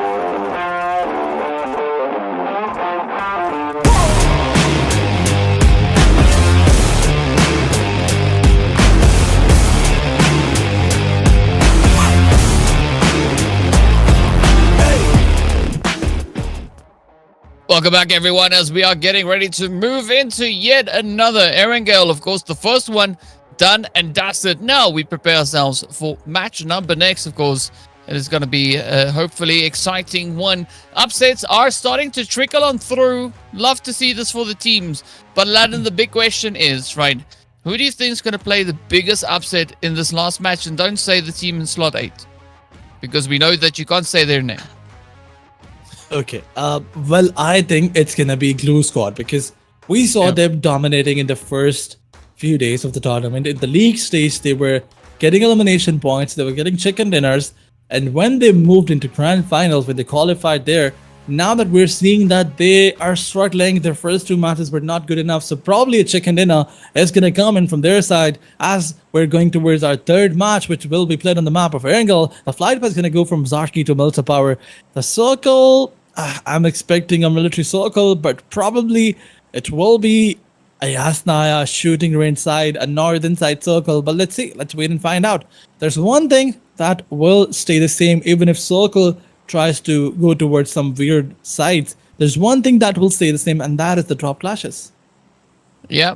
So regardless of what this map throws at the players, they are very consistent with getting involved in some pretty crazy fights. Zaki, though, could maybe see a little bit more attention coming towards it, right? We do see vampires dropping in there. We have seen a fight up onto Zarki in one of the previous days itself. So I don't know if that's maybe going to happen here, because HALAL, AXETRON, they are pretty close to it. But it does seem like they are predominantly focused in on towards Northern George. Now we await that zone to be revealed. ASIH still having the whole entirety of Severny for themselves, so not too much of anything really happening on that front. But down in South George, we got NEXORY, we've got Glue also looking to get themselves situated, and the zone is going to be the big determining factor as to whether or not the teams will have to rotate vastly. The answer, yes, they will have to rotate all the way to that eastern side. So Shelter, at least for the time being, is going to be smack dab center zone. Absolutely, Shelter area. But we all know that the team loves to play there. There are so many avenues where you can hold and try to keep some teams. The road network is definitely going to be there, but VIPERxKO knockout, they have the entire area for themselves. For now, they don't need to move inside the zone. They don't need to be worried about the rotations. All they can do is focus on collecting some vehicles and getting the loot. But wait a second, here comes the first fight. It's Sam9 coming up against TODAK Gaming, I guess. Knockdowns are being delivered. Elimination points will be confirmed in a few seconds. It's TODAK Gaming versus Team Bandit as well, because Bandit, one of the players decided to move towards Team Sam9 and TODAK Gaming. That's a weird split by all three teams. Look at them on the map. Sam9, one player is on the range side. Team Bandit, all the players are on Pochinki side, but one or two maybe are on the range side. That's not how you start your match with this weird split. Yeah, I don't know what to say. It's an interesting thing to look at. So maybe they can look to condense that position, maybe have something that makes a little bit more sense. Of course, we'll find out soon exactly what their plan is. We do see Sanchir now pushing down into that Novorepnoye position, so that could buy them quite a bit of an opportunity there. As okay. All right, I guess that's one way to move, right? Just chill, stand on the car, bust a few dance moves while your team pushes you further and further into the position. I mean, great, right? Always coming up with a creative way of moving three people in a two-seater. Speaking of which, though, it is going to be a school that is also quite quiet, right? BIGETRON by Vitality, they have free reign here. They can go about and do what they want in school. But they can't venture out too far, because we did see the players there from Boom also dropping a little bit towards their north up into Rozhok. So several points of contention could start to trickle through as the teams continue to move about their business. But it's a looting phase, right? We don't necessarily expect too much to come through from this phase. Absolutely, but now it's a time of quiet. Everyone is busy trying to loot, trying to maximize their loot. BTR is here. Look towards the points table. BTR is getting close to Sam9, but Sam9 getting one elimination point early on. They tried to risk it all. If only they had lost any player, things would have been looking very difficult for them. But RRQ, I thought for a second that maybe it's just a horse that's running. And why are we seeing a horse? How is the spectator spectating it? Is the horse also playing the game? I don't know. But VIPERxKO, they're trying to push on Team RRQ. What's going on? That's going to be the first fight. First head-on collision. No way. Both the teams have decided to fall back. RRQ, the cavalry is going to be there. VIPERxKO, they're trying to charge in. They think that it's only one player, but they got to watch out. All the other players are also coming in fisty. He is so crispy with his aim game and also with those beautiful grenades. But the shotgun delivery is going to be there. RQ, all the players are coming in. Too good. Is going to be taken down. Tala, he will also follow the same or suffer the same fate. This is not looking good. VIPERxKO, they wanted to get themselves indulged into a fight. And things are looking tough. Fisty, look at him. How beautifully he pushed forward. Although he did give a lot of damage to Lord. Now it's a 2v3 situation. Yeah, can they wrap it up? This looks like RQ could have it in the back potentially, but Lord says no, down they go. What a comeback. What on earth? Lord coming out of nowhere, clutching it up, but this could be a short-lived victory as champions are just there on the edge. And I mean, if VIPERxKO want to stay in this fight, they're going to have to get themselves patched up real quick. Absolutely. The players were just running in his crosshairs and he was like, da, da, da, da, da, I'm gonna take everyone down. And that's what he did. Down they go into the lobby. RRQ done and dusted for the match. But Champions Esports coming in for the third party. Tala has no idea that there's another team who's closing in. Is he gonna get eliminated? What's gonna happen? Are they gonna spot Team Champions Esports? And I don't think so. Tala will definitely suffer this third party over here. Wait a second. Look at the snake. It's getting closed in slowly and steadily. It is not gonna reveal his position. It's gonna be his other teammates who'll try to spray down. The Lord coming out. And there you go, the first spray, the first knockout, and here comes another spray. Goku board needs to deliver some shots on Kinu, but he's not gonna do that. And he's cooking a grenade. Look at this beautiful grenade coming in. Goku board, you gotta find the player. And here comes a chart from C1. C1 now got to fully commit to the rush here. We did see a knife finish also coming into the feed, but now it is going to be VIPERxKO getting this whole situation turned on its head. They just 1v3'd an insane play. But now, it's all riding on GokuBot to see, can they hold steady? So far, Atomic is going to get dropped on down. It is looking hopeful, but, oh, VIPERxKO make a quick trip back into the lobby. 5 eliminations, a beautiful showing that they had, but unfortunately, they can't maintain that. It will come to an end. Meanwhile, Boom looking to get ready to lock it in. It's going to be ASI8 and then, of course, the players from Bandit on either side. So can Boom push through this? Can they get the spray? Can they get into that next bit? Because they only have 2 players left to defend, and ASI8 just full sending it down onto them. Absolutely, ASXide who is knocked out, and it's a 1v4 situation. Looks like ASXide, they have the control of the situation. The grenades are going to come in. Boy, baby, we're going to watch out. Zero is trying to move from the different side. But once again, baby, realization was also there. But don't force a 1v1. If you lose it, he'll go for the confirmation. And here comes the elimination confirmation. Baby getting a little bit more overconfident. And ASXide will suffer because of this overconfidence. That's not the way to go. It was a 1v4. Wait for your teammates. If you get hungry, if you get greedy, you'll get punished. But what's going on? BTR coming in, but they're not with their guns, but with their vehicles. They're like, we are good drivers. We'll eliminate you with just vehicles only. Rizzy finding the last plane standing, and DRS, damn they go, done and dusted. I mean, I think BTR took the saying of running away with the competition a little bit too literal, right? Because they knocked the player, picked them on the car, and ran away with them, right? So I guess it gets the job done either which way. So, you know, GG. I'll give it to them. it worked. Now it is going to be Banded.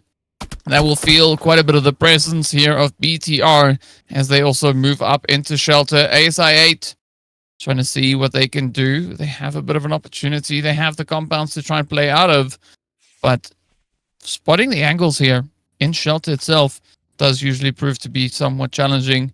So there is going to be a little bit of a challenge now for ASI8 if they want to continue to push through.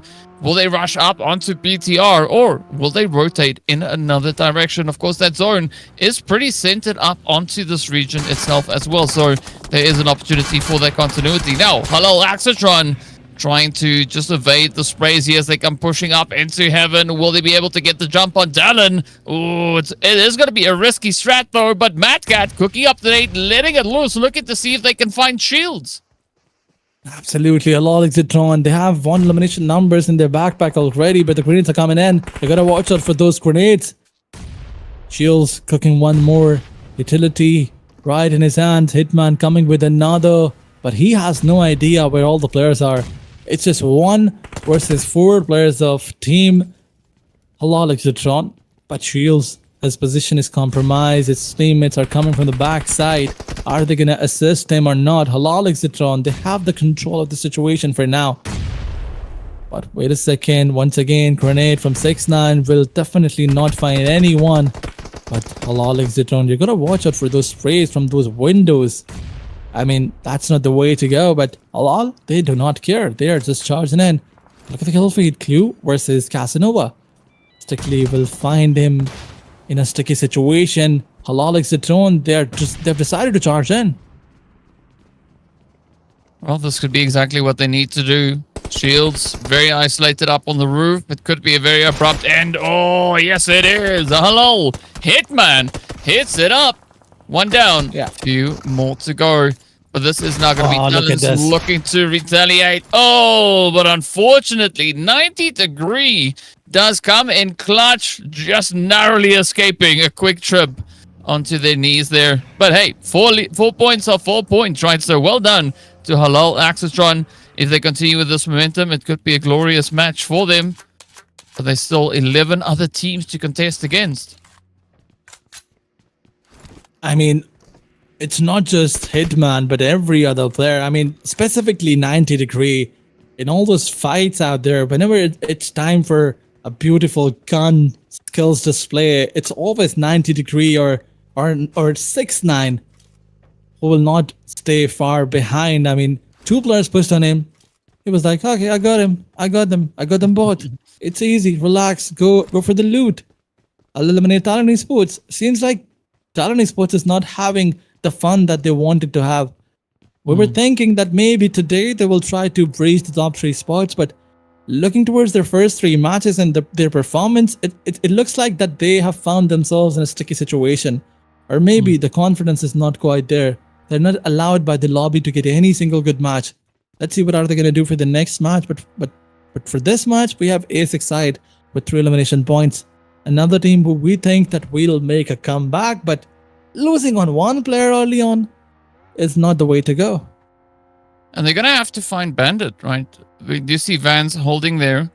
So, I mean, Vance is going to try and play for survivability. So, fortunately for them, ASI has not really decided that they want to look into shelter itself. But now it's going to be Glue coming up here, playing all the way from Walmart, looking for a bit of an opportunity in angle. Iron getting mobilized, prepping for a bit of a charge. But they are going up against the full force here of Glue. NEXORY also going to be holding up towards the north. So it's going to have to be a very, very decisive approach. Now, TODAK looking to come into a little bit of action here. As we can see, Skyforce just ahead of them. That is going to be Icy looking to hold it nice and steady. But again, the solos strewn all throughout the map here. Oh, Icy. Yeah, quick ticket. And down they go. Unfortunately, not a single point placement. Just a little bit further away. So, yeah, good play here. TODAK locking it in. Now, Vans going to try and play the best game of hide and seek that they've been playing all day. Trying to not make too much noise, because if you give this position up, that is then the end of the road. The Casanova not going to be in a position where they can hear everything. Iron and the rest there of ASI just holding on the side as well. So, yeah, Vance not quite in the clear just yet.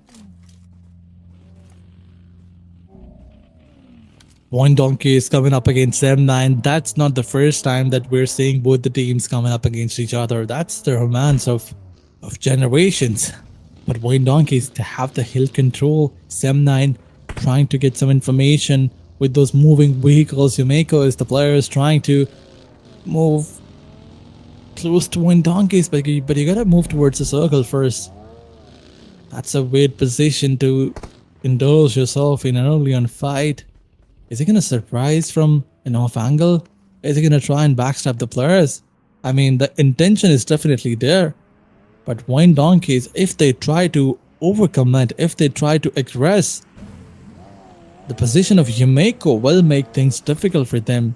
And elevation is also with Team Zen9. So not a good position for Team VOIN Donkeys to take a fight in, but Razek, once again, using the hoverboard, using the hovercraft to get some more information. But I think both the teams will fall back. They will not try to commit. That's not the position where they will try to fight with each other, unless someone tries to go all hero. Someone tries to, just commit suicide. Yep, that's not the play that you want to go for. We also did see Bandit. They've been spotted. Down they go. So their solo has been sent away. See what's going to happen up on the southern side of zone. I mean, playing up in the lumberyard is always an interesting position, but it is going to rely quite heavily on where this next shift will be taking us. But I think for Sem9, it's a decent angle. Good reposition that they have here. Looking to play and leverage everything they can against the side here of VOIN Donkey. But as we know, VOIN Donkey, they are going to be hoping to walk away from this in one piece, right? Potato? Yeah, that's not the way to go. Let's see if the rest of VOIN could maybe create a bit of an opening now for Potato to rotate out of here. Because we know they're not too far away from center zone either. So ideally for VOIN Donkey, they would look to disengage and rotate away. With Razak now also getting pressured a little bit. Things are starting to get stacked against them as Sem9 now moves on forward. And this is where VOIN Donkey seems to have potentially maybe dropped the ball, right? They need to try and bounce back from this, but Sem9 is not going to allow that to happen.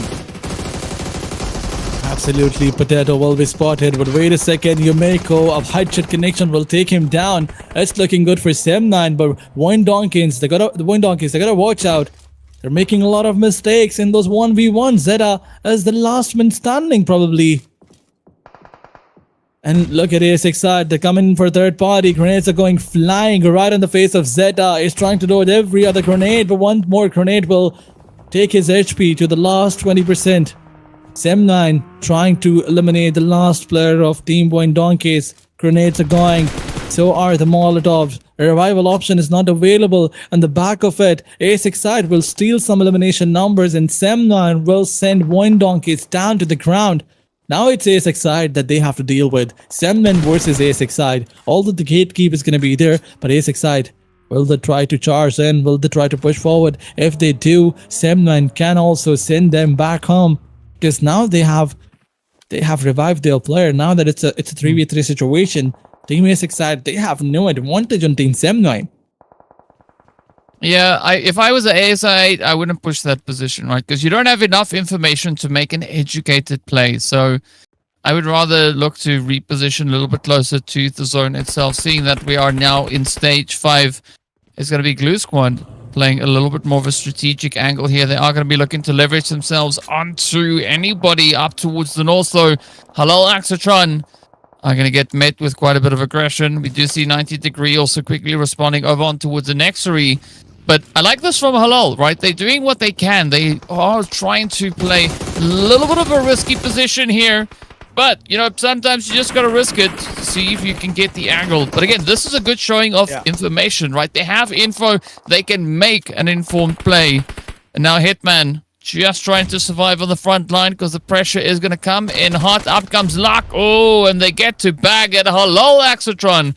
Down they go. Unfortunately, NEXORY just having a little bit of a stronger position to play off of.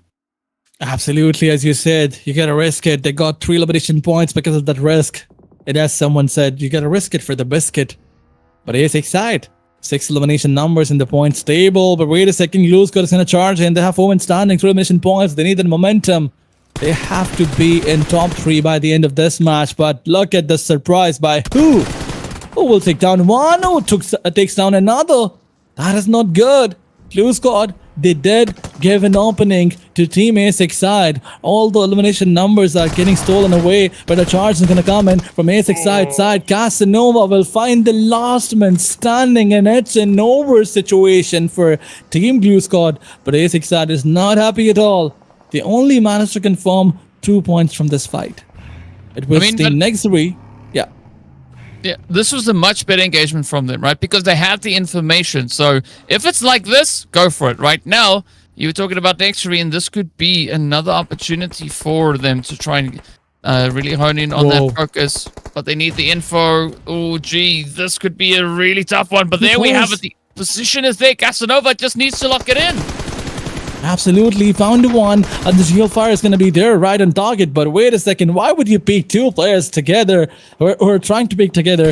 But A6 side, who has the position, trying to lock in, found luck, connected a headshot, still not enough to take down the player. But Team NEXORY is charging in. Iron's going for the revive, but he gotta work, he gotta fall back, and the grenades are coming in. He gotta stay alive and try to fight all those grenades, try to dodge all those grenades. But once again, grenades are coming in from his side, which will definitely take down one player, or maybe it's even from the back side, from the back lines. Is going to come in for a third party. They're trying to save A6 side. C1 is getting indulged with NEXORY Esports. Well, Sem9 also moving up on the hillside, so this could apply even more pressure now to them. 10 eliminations is what they have to show so far, and a glorious run. But who coming through with a little bit of a risky rotation, trying to move that vehicle just a little bit further ahead. But now they need to find a way to apply all that additional carnage onto the side of NEXORY. Luck already finding the angle onto C1, and it is going to become a little bit of a chain fight. Angles need to be covered in all approaches, but that is it. Iron locks it in. 11 elims, as it is now a glorious, glorious run for the side of ASI8. Champions getting dealt a little bit of a challenging hand here as well. Finding from the edges, BTR down in the prison itself. Not quite sure if they're going to be able to make it out of that position. Well, look at this. Viper trying to climb onto the elevation. Mueller and Lazarus now getting angled. But at least, though, Champions, they've spotted out the movement, so they're not going to get off guard. At least not with regards to the northern side of prison. Absolutely, Champions confirming 5 total points and all because of their third parties, but they've lost 2 players in the process. In the meantime, A6 side, 11 elimination points to the name. Beautiful play coming in from A6 side. They're trying to cover up, they're trying to cover their mistakes that they made yesterday, but C1 Balls is going to find himself right in the crosshairs of Team VIPERxKO. Trying to fall back. Vampire, yes, they have 4-man standings. You cannot allow them to push on you. If they do, things will look a little bit tough for you. It's a 2v4 situation. C1 trying to fall back, but Vampire, they have decided to charge in, or maybe they will just try to get information. They have no clue if it's 2 players or 4 that they're coming up against. They are inside the circle, and they have a better position. But how much of that can they leverage in their favor? Because again, yes, they might have a strong position zone-wise, but they don't have enough information as to where exactly the teams are approaching from. Now it's going to be Champions looking to risk it out here, as there's only 2 of them trying to defend the honor. But it's going to be a full send here from Belgium, trying to wrap it up, finds a bit of an opportunity onto Centaur, but not really being able to convert anything from that, right? And this could be Vampires setting up a trap here, and that is exactly what we see unfolding as Balja gets spotted. Lazarus hones in on the angle. Will we see a full commitment coming through from Champions, or will this be Vampires managing to whittle them down to none? Centaur needs to be very cautious. This nade could be a very cheeky one, but look at Lazarus continuing to cook. Lets it loose. This one overshoots a little bit, so Bulger can at least breathe for the time being. We can see the feet going crazy again. ASI8 securing their 12th elimination. This could be them looking to just ride on up. Now, Champions, they have all the pressure on them. They need to find a way to kind of compete against the angles that Vampire have. Absolutely, Vampire trying to take the advantage that they have. The players' advantage is definitely there. They went all in with their vehicles, but once again, they're giving enough time to C1 to survive, but that's not a good thing. They gotta deal with them as soon as they can. The focus of Vampire should not be on any other team, and now they've decided to push. Here comes the first spray. Lazarus will be taken down by the trade knock of Balja. Vampire Sports, as they took the first knockout, they gotta find the other one. Now they'll probably realize that it's a 1v4 situation because there's only one player trying to throw all those utilities, grenades, and molotovs. So it's just East or Icarus, whatever the name is. Foresties, K Foresties. How do you pronounce this? I do not know how to pronounce digits. But yeah, Ooh, he's gonna find himself in front of Bumblebee. Uh-oh. Uh-oh. That's the way you want to go. But let's see whether or not Urcast, I don't know, let's go with that one, is going to be able to get something done over here. Always when there's numbers in the name, I get lost. Tryout is easy at least because the number's at the end, right? So I can read that name. Now, it's going to be Tryout looking to try out a different strategy as they will have to defend against the push coming through from ASI8. Iron and Who up on the front line.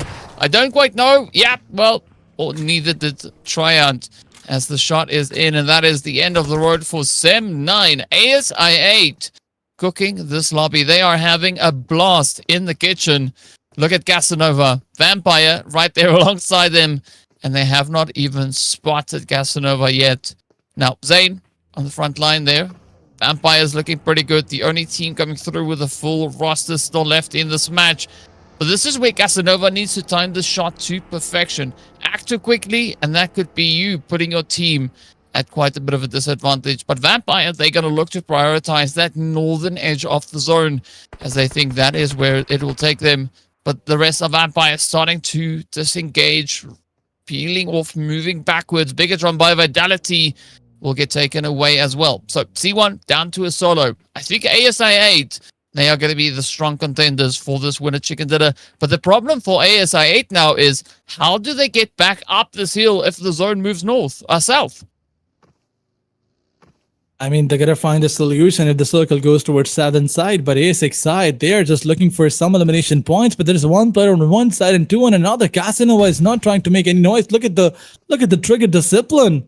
I mean, A6 side, they cannot come up, but it's Casanova who can probably take some players down, but he needs some assists, he needs some support from his player side. Zane will probably find someone. The answer is a bag. No, but he also could down, but no, wait a second. It's a 1v1 Casanova versus Zane, but on that low HP is still found the player of team A6 side, and this is not looking good now.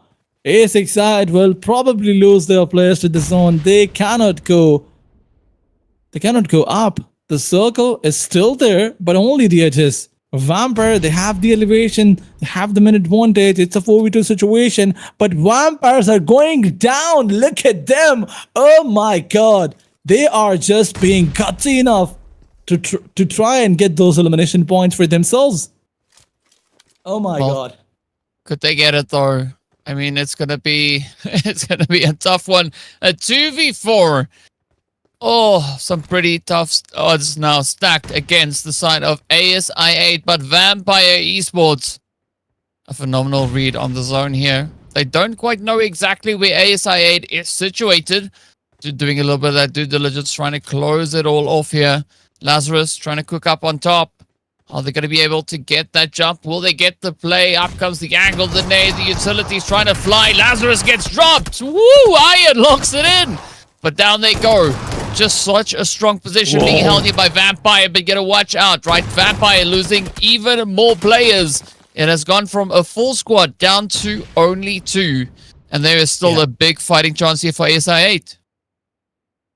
Absolutely is excited. It's a 2v2 situation. 16 elimination points to the name. They're trying to replicate their performance. They had 18 and a chicken dinner in the league stages. Are they going to try and do that once again? The circle is going to shift now, and they don't have any more player. Yeah, the grenade is going to come in from Vampire's side. Although that's not the right place to be, not the right position, but they don't have a zone to play. What is the plan of action of team A6i8? What are they going to do? They're going to lose their players with a beautiful grenade. That's it. Done and dusted. Vampire Sports will get a chicken dinner, but A6i8, what an absolute chaos. What an absolute brilliant domination. Yeah, I mean, what a way to go, right? They made the tough call. They decided, you know what? Instead of giving points away, we'll just keep it to ourselves. And Vampire, well played to them. The chicken dinner getting sent straight towards them there. But Vampire playing a very dominating position coming into the later stage of this match. Not as contentious as what we saw come through there from the side of ASI8. Casanova, that was a phenomenal cheeky strategy up in the vehicle, just kind of staying up on that front line for the longest time. But it is going to be Husafa that is going to be walking away as our MVP right here. 9 eliminations and 1100 damage getting secured. Absolutely insane business. Absolutely. Josefa is going to be the MVP with 9 eliminations and 1104. That's Calm. That's the player with the name Calm. But he was trying to bring chaos. He was like, I'm calm. I'm going to bring chaos to the lobby. Stay calm. But 9 elimination points and 1104 damage. That is some brilliant numbers. That's the way to go. AXETRON trying to make sure that they end their day into the top 5, and if they want to be in the top 3, maybe one more 16 elimination match with a chicken dinner, and it will be done. Yeah, I mean, that is quite the way to go. What a statement that they've been able to make here. I believe that's who, right? Yeah, that's who. That's who. Yeah, that's who it is. There we have it. His previous name was Calm, and now it's who. Oh, see, now we know who it is. Yeah. But there we go. Taking a look at the points, it is going to be a glorious 22 points going into the hands there of ASI8. Vampire Esports coming in hot there with 17. 7 of which, of course, came through from their eliminations. And then that winner chicken dinner to bag in there as well. Champions also doing a good job. As you can see them coming into this last few bits here, flying vehicles off of heights and throwing them into interesting places. It is going to award them a double-digit finish as well. BIGETRON by Vitality finished strong. 7-9 also coming in with an interesting finish here. 7 points alongside NEXORY.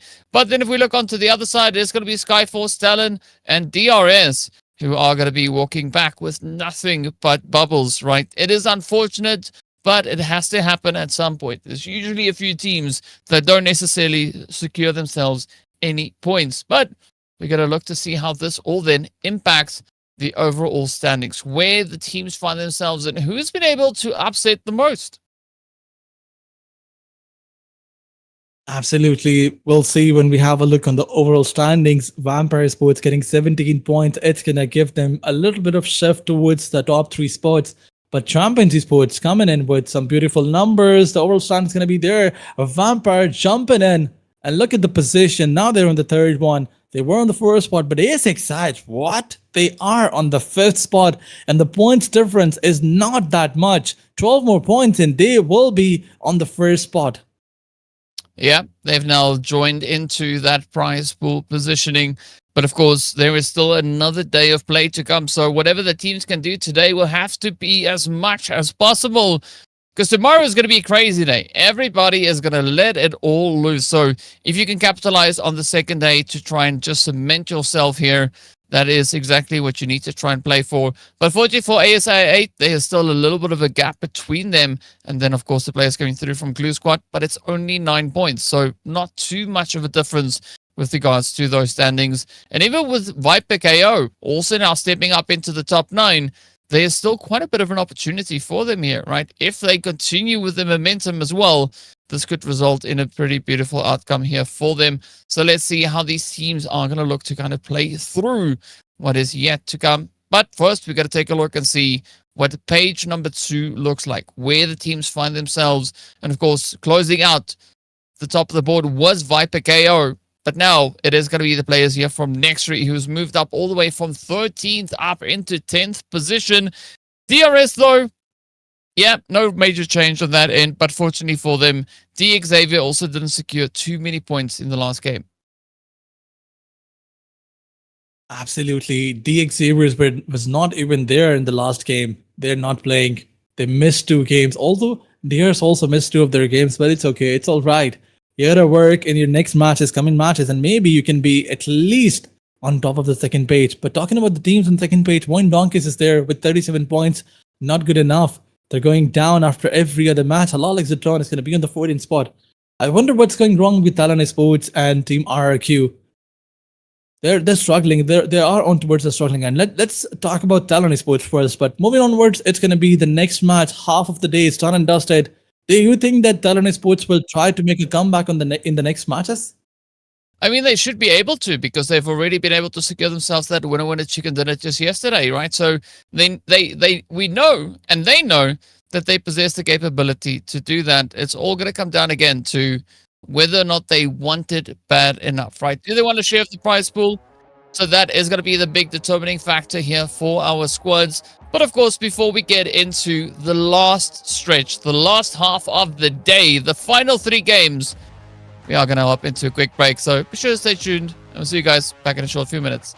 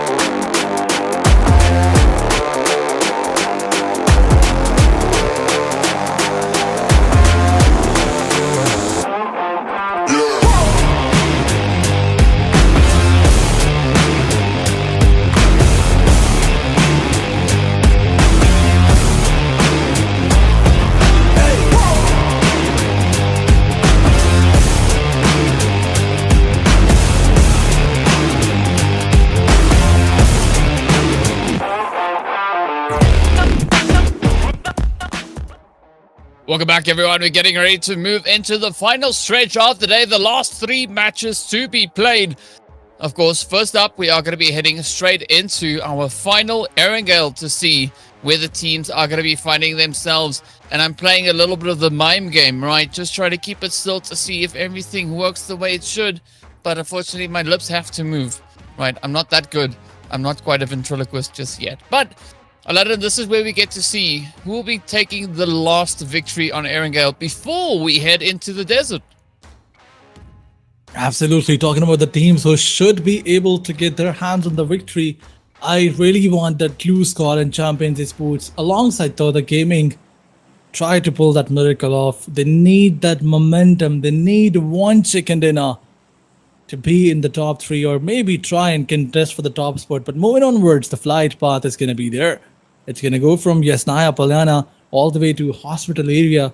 You know, it's a cornered flight path towards the northern side. Teams who want to go towards Novo or military base will be facing a little bit of difficulties. And other than that, all the other map is reachable. Drop clashes. Once again, that one thing that we love to see. Who's going to win the drop clash this time? DRS, are they going to go in a drop clash once again? Or is this going to be that three-way deadlock that we always see in that Pochinki side? Well, we have that, right? We want to see whether or not the teams will look to be consistent with regards to that aggression. And so it's always interesting for these drop clashes to make their way through. Not seeing anything just yet. However, there might be a little bit of a something cooking up into Lobovka. So we could have some heat getting dialed through over there. Over towards the western front, nothing really looking out of the ordinary, at least not for the time being. But I'm going to be looking over in towards that Pochinki region, as you were talking about.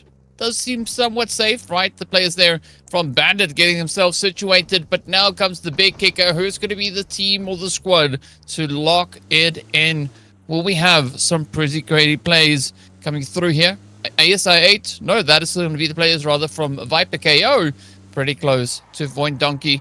VOIN Donkey, an interesting strategy that we saw from them in the previous match, right? They try to kind of push it. They try to find a few angles, but unfortunately, looking at where they were situated, there wasn't really enough for them to gain good traction from. Absolutely. For now, that we're seeing the teams are not focusing focusing on the drop clashes. They're trying to stay alive. I think that we might see another good game by Team A6 side. DRS is also not in a fight. Are they here? I think DRS, they're not here. They haven't joined. Yeah, I don't see their... We didn't really see them during the... Yeah, we didn't see them during the drop. And of course, looking at the number up at the top, it says 16. So, yeah, I think it is fair to assume that we won't be seeing them play through this match. But this is now an opportunity for the rest of the lobby to see what they can find, right? Will we have BTR maybe contesting Sim9 for that top position? Could it be Vampires? Could it be RRQ? Could it be ASI8 looking to have another crazy run? All of those things could all become true in just one single game. What's that vehicle doing? It's having a mind of its own. It's like it's trying to run away from the players. It's like, no, no, no, no, no. I'm not in the mood today. Leave me alone. Yeah, you're gonna get me destroyed anyway, so I just wanna stay safe, stay away from all the condition, from all the sprays. So yeah, that's the vehicle that wants to play for the placement points.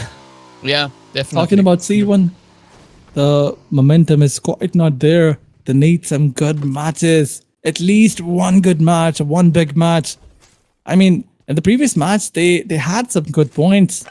Still on the 7th spot, they're trying to get close to the top 3. But the beauty about this competition is that still we can see someone from 12 spot jump in for the podium for the first spot. We can still see someone doing wonders. I mean, in any other tournament, or maybe I've seen it in many tournaments where it was impossible for the bottom teams to come back, to make a comeback on the points table. But now that we are seeing that the competition is so close,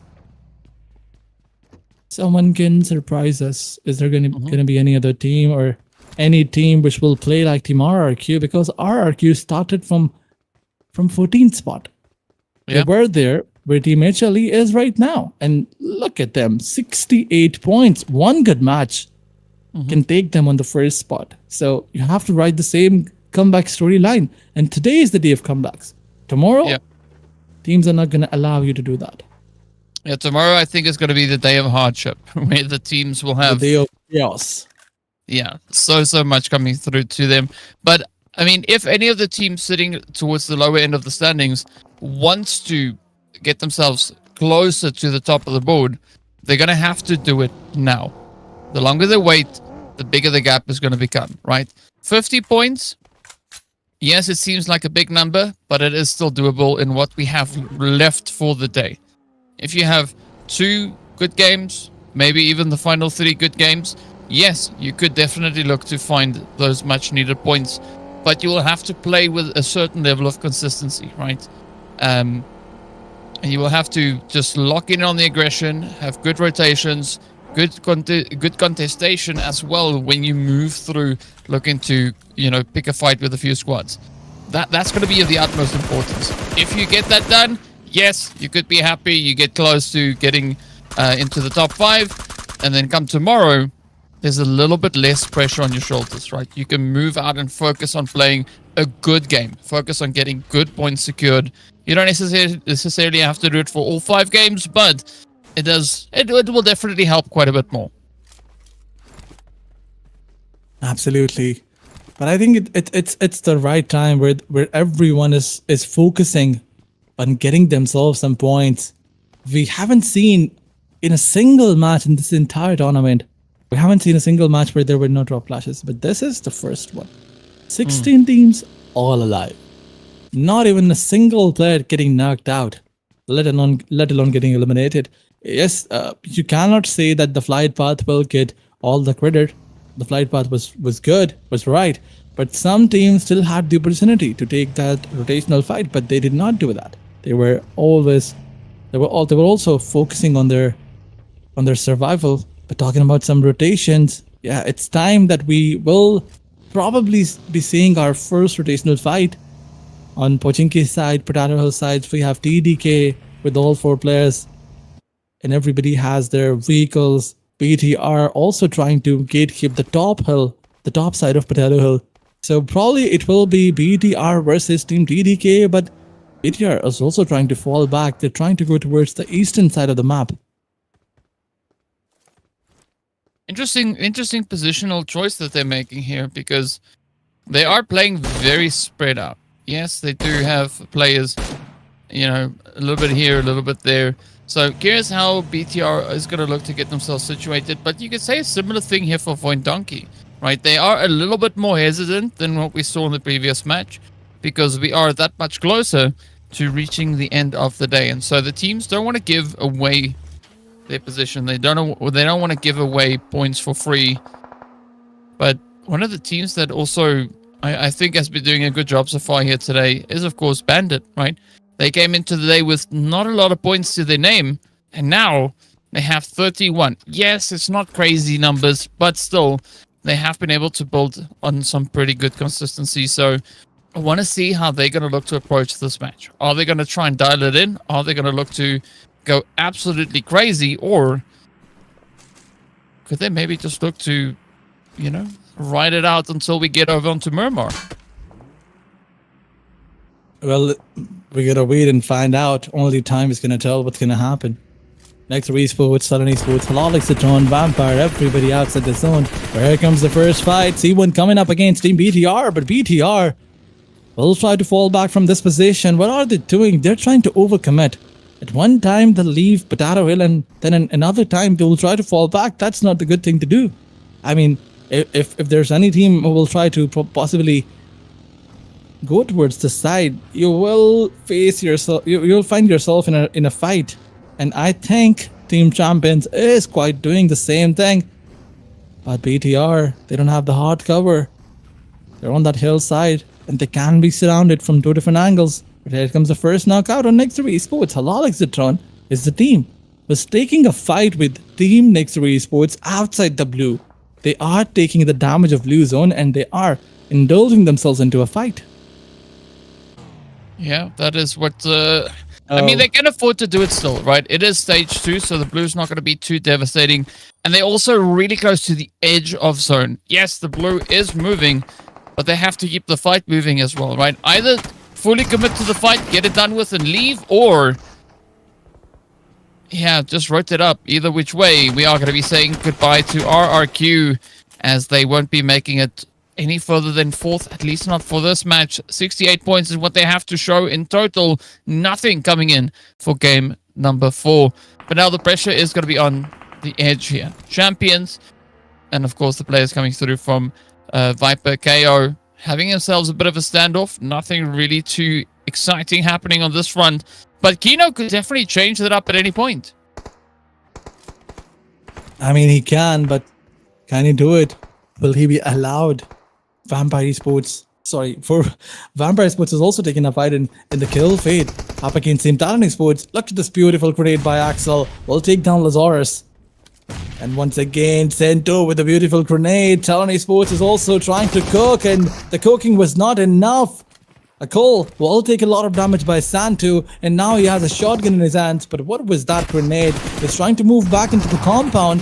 The elevation is there by Miola, but Zayn will find a Cole, will take him down. The advantage is with Team Vampire. Now Axel is also down. It's a 1v3 situation, a 1v4 in fact, but a beautiful grenade will find the last man standing. Miola, this time around, the bullet is going to connect, and the grenade is also going to find its connection. Lazarus on one side, Miola on another. It's a complete chaos that Team Vampire Sports did to Team TALON Esports, and one more team leaving the lobby alongside RRQ.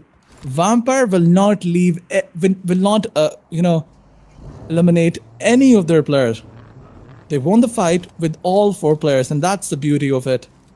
But it's BTR versus C1 going on here. Yeah, well, maybe there could be a little bit of something happening here. BTR finding themselves in just a bit of a waiting game.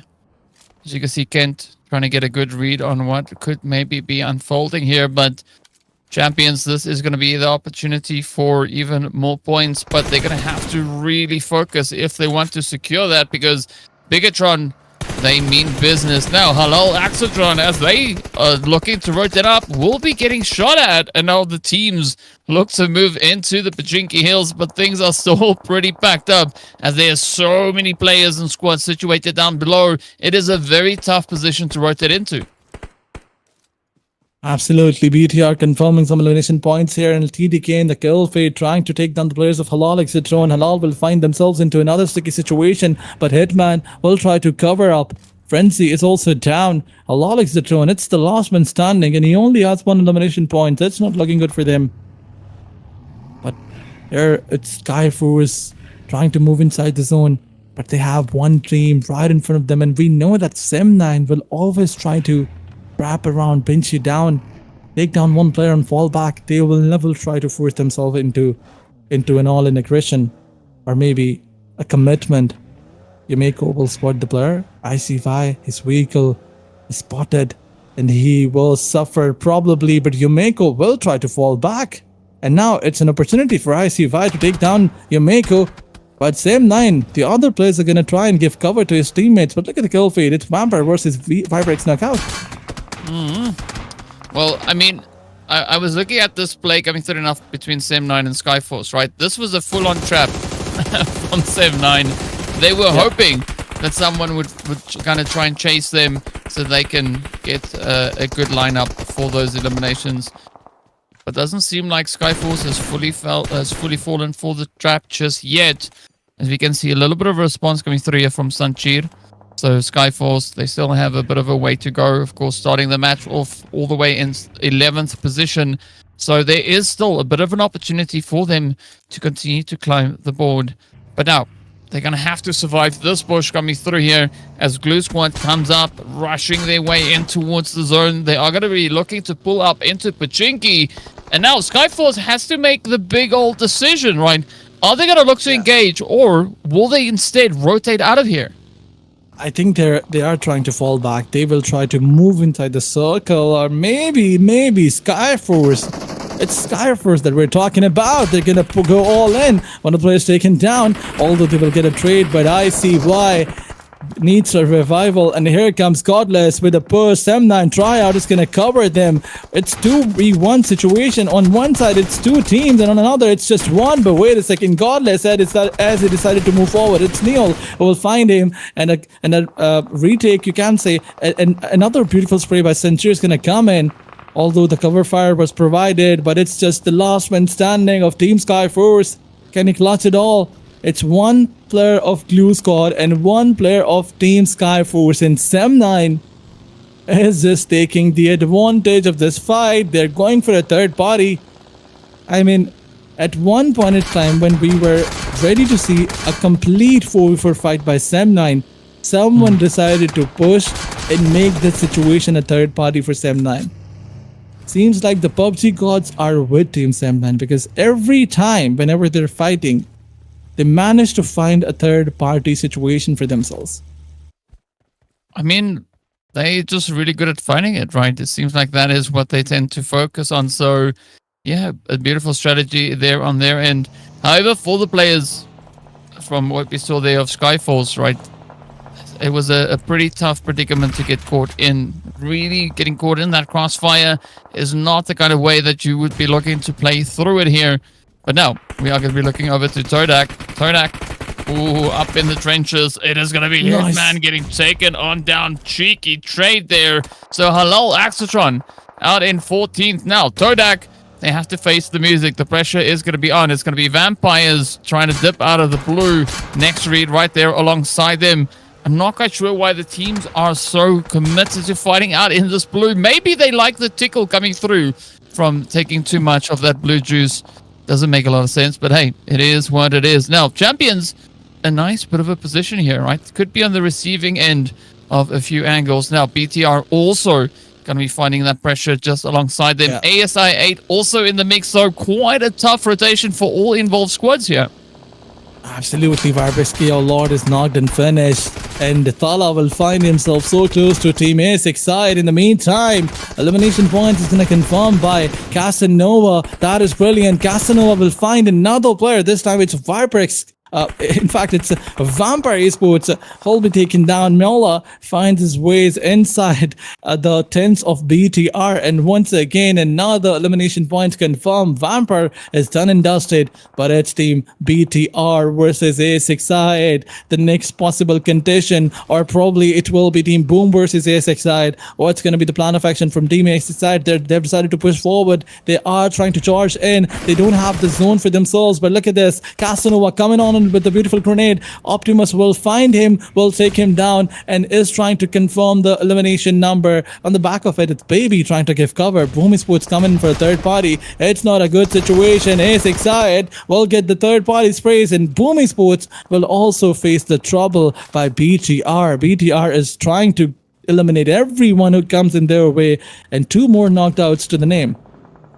Yeah, unfortunate that Baby got put to bed, but now pressure is on for the rest of ASI8. I like the fact that they disengaged, rotated back. This does open up the opportunities for them, but you guys still got to watch out here for Optimus as Boom Esports get taken down. Now, Bandit also stepping up for a little bit of a shake-up here. Can they get the rush? Can they get that play? BIGETRON by Vitality in hot pursuit. It is going to be Skyforce, the next squad to fall. Iron trying to get ahead, but unfortunately, it is going to be BIGETRON by Vitality that does end up taking them down. VOIN Donkey now going to be playing from center zone, but so much contention up onto the edge of zone. BIGETRON just quickly trying to get themselves reassessed here. They are trying to sum up the whole situation. As you can see, Bandit looking for an opening as well. Sky looking to disengage, fall back into the rest of the squad. But then Bandit needs to find a way to move forward. Of course, rushing up with a horse, it's going to be a little bit risky, especially looking at how BTR are just waiting for something to come their way. Bandit know that they are on the 16th spot. They can, I mean, they have to go all in. They gotta have that 20 elimination number gameplay, or it will be over for them. For now, they've decided to push forward on BTR. 2 players are down. And look at Venice says he will be taken down. That 4th player is not going to come in. Look at the position of Kent. We'll find 1 player, and Puzzle will get a trade, but that's not enough. It's a 1v1 situation. On one side, it's Puzzle, and on the other side, it's Optimus by BTR. And we have seen him carrying his team. Although all the players will get eliminated, the knocked out players are confirmed by Team Bandit, but Puzzle trying to revive, and on the back of it, it's TODAK Gaming who have decided to do a third party. They will eliminate Bandit. They will also eliminate the last man standing of BTR. TODAK Gaming 5 elimination points to the name and 3-man standing. Now they will try to move forward, but there's one more team who's going to try and stop them, and that is Team VOIN Donkeys this time. Well, we do also say goodbye to another squad. That is going to be Glue Squad. Out they go. Only 1 elimination to their name. Yeah. C1, only with a solo. NEXORY with a solo. The rest of the lobby looking pretty stacked here. TODAK, the only one with 3 left, but they still have a little bit of a vantage point to try and play off of here. It's going to be Sim9, though, that is coming in hot, knocking on the door and looking to dial up the heat. They've switched on the oven, but now, are they going to start cooking? Will we see those plays following all the way through? But then again, I realize that you don't cook in the oven, you bake, right? Slightly different approach, but hey, either which way, it is going to stay here. Now, TODAK. Oh, coming through. They've spotted high Q, but will they follow through? Will the shots connect up, and will TODAK be able to retaliate? Absolutely. VOIN Donkey is coming from one side. Sem9 is also trying to wrap around. TODAK Gaming, the hunters are getting hunted from 2 different sides. Are they going to be careful? Are they going to watch every angle? Although there are so many avenues to clear from Sem9 side, they have the zone for themselves. VOIN Donkeys is still in the center. In the meantime, Kino getting eliminated by TODAK Gaming. I mean, that's the first thing that TODAK Gaming does. They try to deal with all the solos that are around. They eliminated 3 teams. All 3 of them were on their solos. BTR, Team Bandit, and now Team C1. So we're looking towards 1 solo and a stacked up lobby. TODAK Gaming with 3, VOIN Donkeys with all 4, and Sem9 with all 4. But once again, Sem9, they're also dealing with the NEXORY ESPORTS, and no more hope for NEXORY ESPORTS to get any points. They got 5 elimination, 4th placement points. That is good for them, good enough for them, at least for this match. But moving onwards, it's a 4v4v3 fight. The lobby is going to bring chaos. It all comes down to this. Well, let's see who's going to be the one to kick the party off. Try out. Yeah. Just here smoking everything up. Very far removed from the zone, so I don't quite know what the strategy is. Maybe try out as a big brain play that we could see unfolding right here. Sim9 looking good, though, with 5 eliminations. VOIN Donkey sitting on those 2. TODAK coming through with 6. Now, it's going to be Dep holding on the edge here. Oh, there's a bit of an angle to be had onto VOIN Donkey. But you got to watch out for that approach coming through from Sim9 as well. I mean, VOIN Donkey, you normally say that the compound is a good spot to be in. But looking at the 2 teams that are just on the edges, it's not too much of a favorable angle, right? On the one side, they find themselves with a bit of an uphill fight. On the other end, it is going to be all these surprise angles that TODAK can use to sneak in. I mean, they are in a sandwich situation. That's probably the reason why the hot cover is not good for them. But Nan, or 9 probably, is going to reveal his position. Razor, the capitalization was not quite there. But at least he knows. At least he has the information now. Sem9, Satriya needs to play that heroic performance, needs to play that heroic role that he always does in every other fight for his team. But the wraparound is quite there by Sem9, trying to clear all the avenues, all the edges of the zone. They do not want to be surprised by anyone from any side. They have the vehicle advantage, the men advantage, at least against Team TODAK Gaming. But I think it's going to be a chicken dinner for Team Sem9 if they don't make a mistake. There's only one team who can stop Team Sem9 now, and that is their own team. If they make a mistake, if they play loose, but they're just waiting for the zone to move.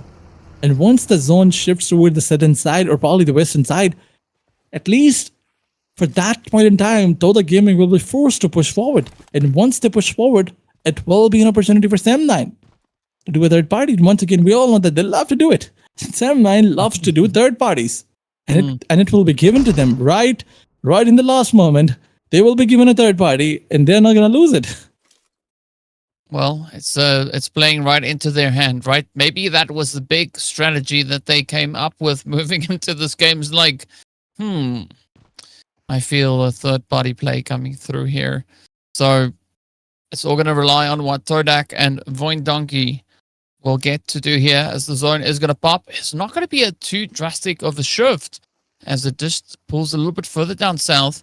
So this is now looking pretty good here for Sem9 as HiQ is already situated in the zone, playing on a little bit of that ridge.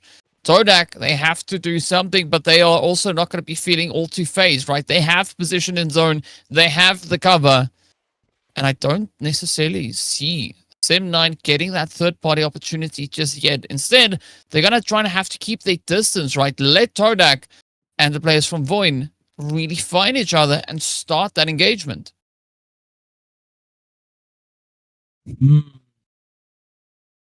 That's the calm before the chaos. Everybody's waiting. They're just waiting for the zone to move. The zone is here. Everybody is inside the zone. There's a drop right in front. No one can get their hands on the drop because it's out in the open. It's like there's this sweet in the fridge that you cannot have because your father's gonna smack you if you do that. So VOIN donkeys. Waiting, chilling, billing. They're just waiting for the zone to move. Not gonna make any mistake. Sem9. Once again, they have the circle control, but what is VOIN donkeys doing? They're trying to change the compounds. It's gonna backfire at them. Because now they will find themselves into the crosshairs of Team VOIN donkeys. Yeah. I mean, it's great.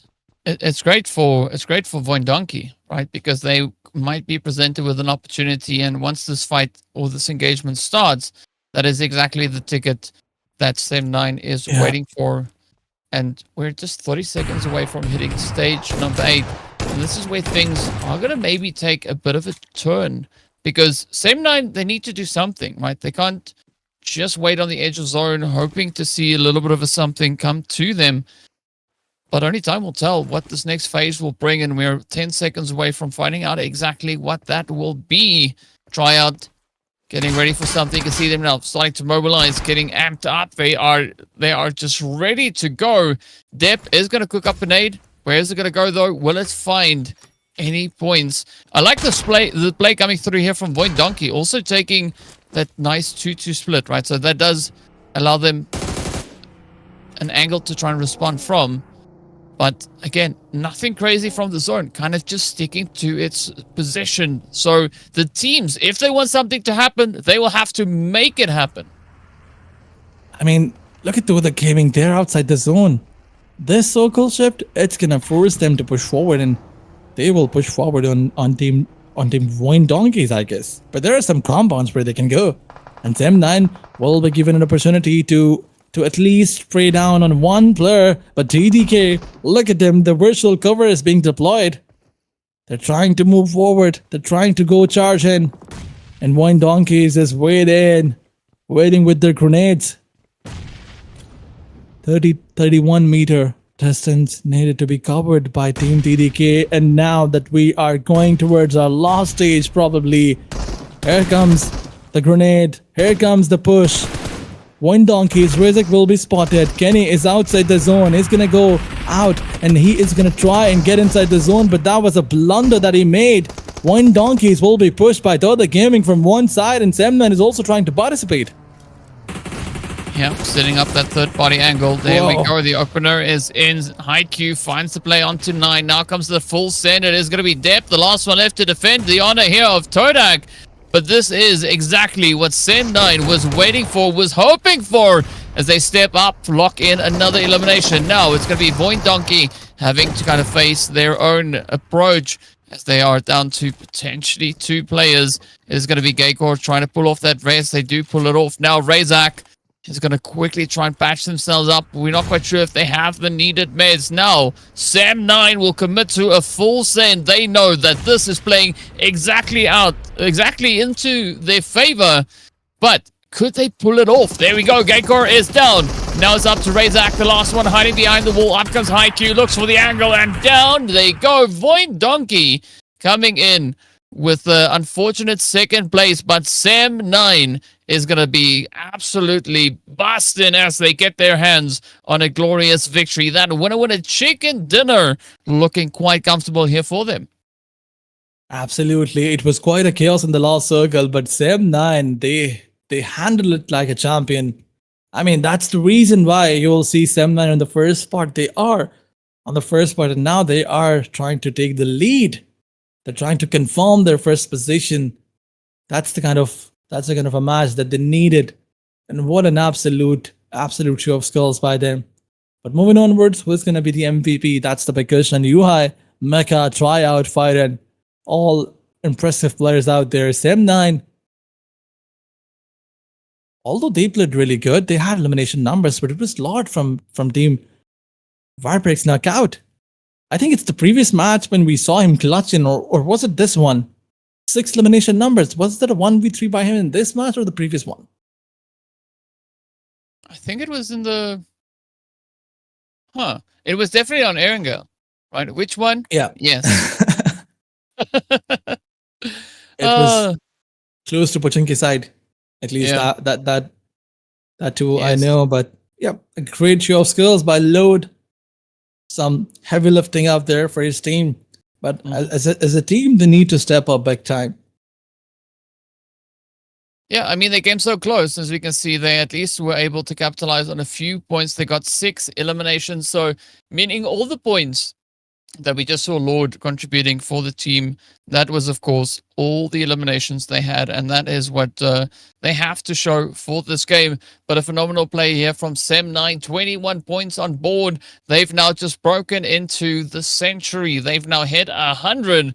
And it's going to be pretty tough for the rest of the lobby to try and still catch up here today. RRQ, they started off well, right? They looked like they would maybe be one of the hopefuls to come in with a strong play. Unfortunately, they got backed up really, really early in the game here. But as we look down the rest of the board, you can see the team still managing to put on some numbers here. BIGETRON by Vitality, they are going to be walking away with a few additional points there as well. 7 points alongside Vampires.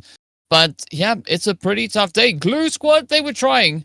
And unfortunately, not much getting converted from this past match. All the way to that 10th spot is where they find themselves for the match rankings. Absolutely. But look at TALON Esports. One more bad match. Zero points in this match. They were unable to get any point. But talking about the points table, A6 side jump into the 4th spot. They are trying to get close to the 3rd spot. 1 point jump by them. RQ going one point down. But then we have NEXORY Esports. They didn't play 3 matches, and yet they are on the 9th spot. I mean, look at the domination of NEXORY. They have 53 points, but still on the first page where we are seeing many teams with 10 matches and still not being able to place themselves on the first page. But the competition is getting high. Look at Sem9. They have 101 points. The lead is quite there. Sem9 is just running with the first spot.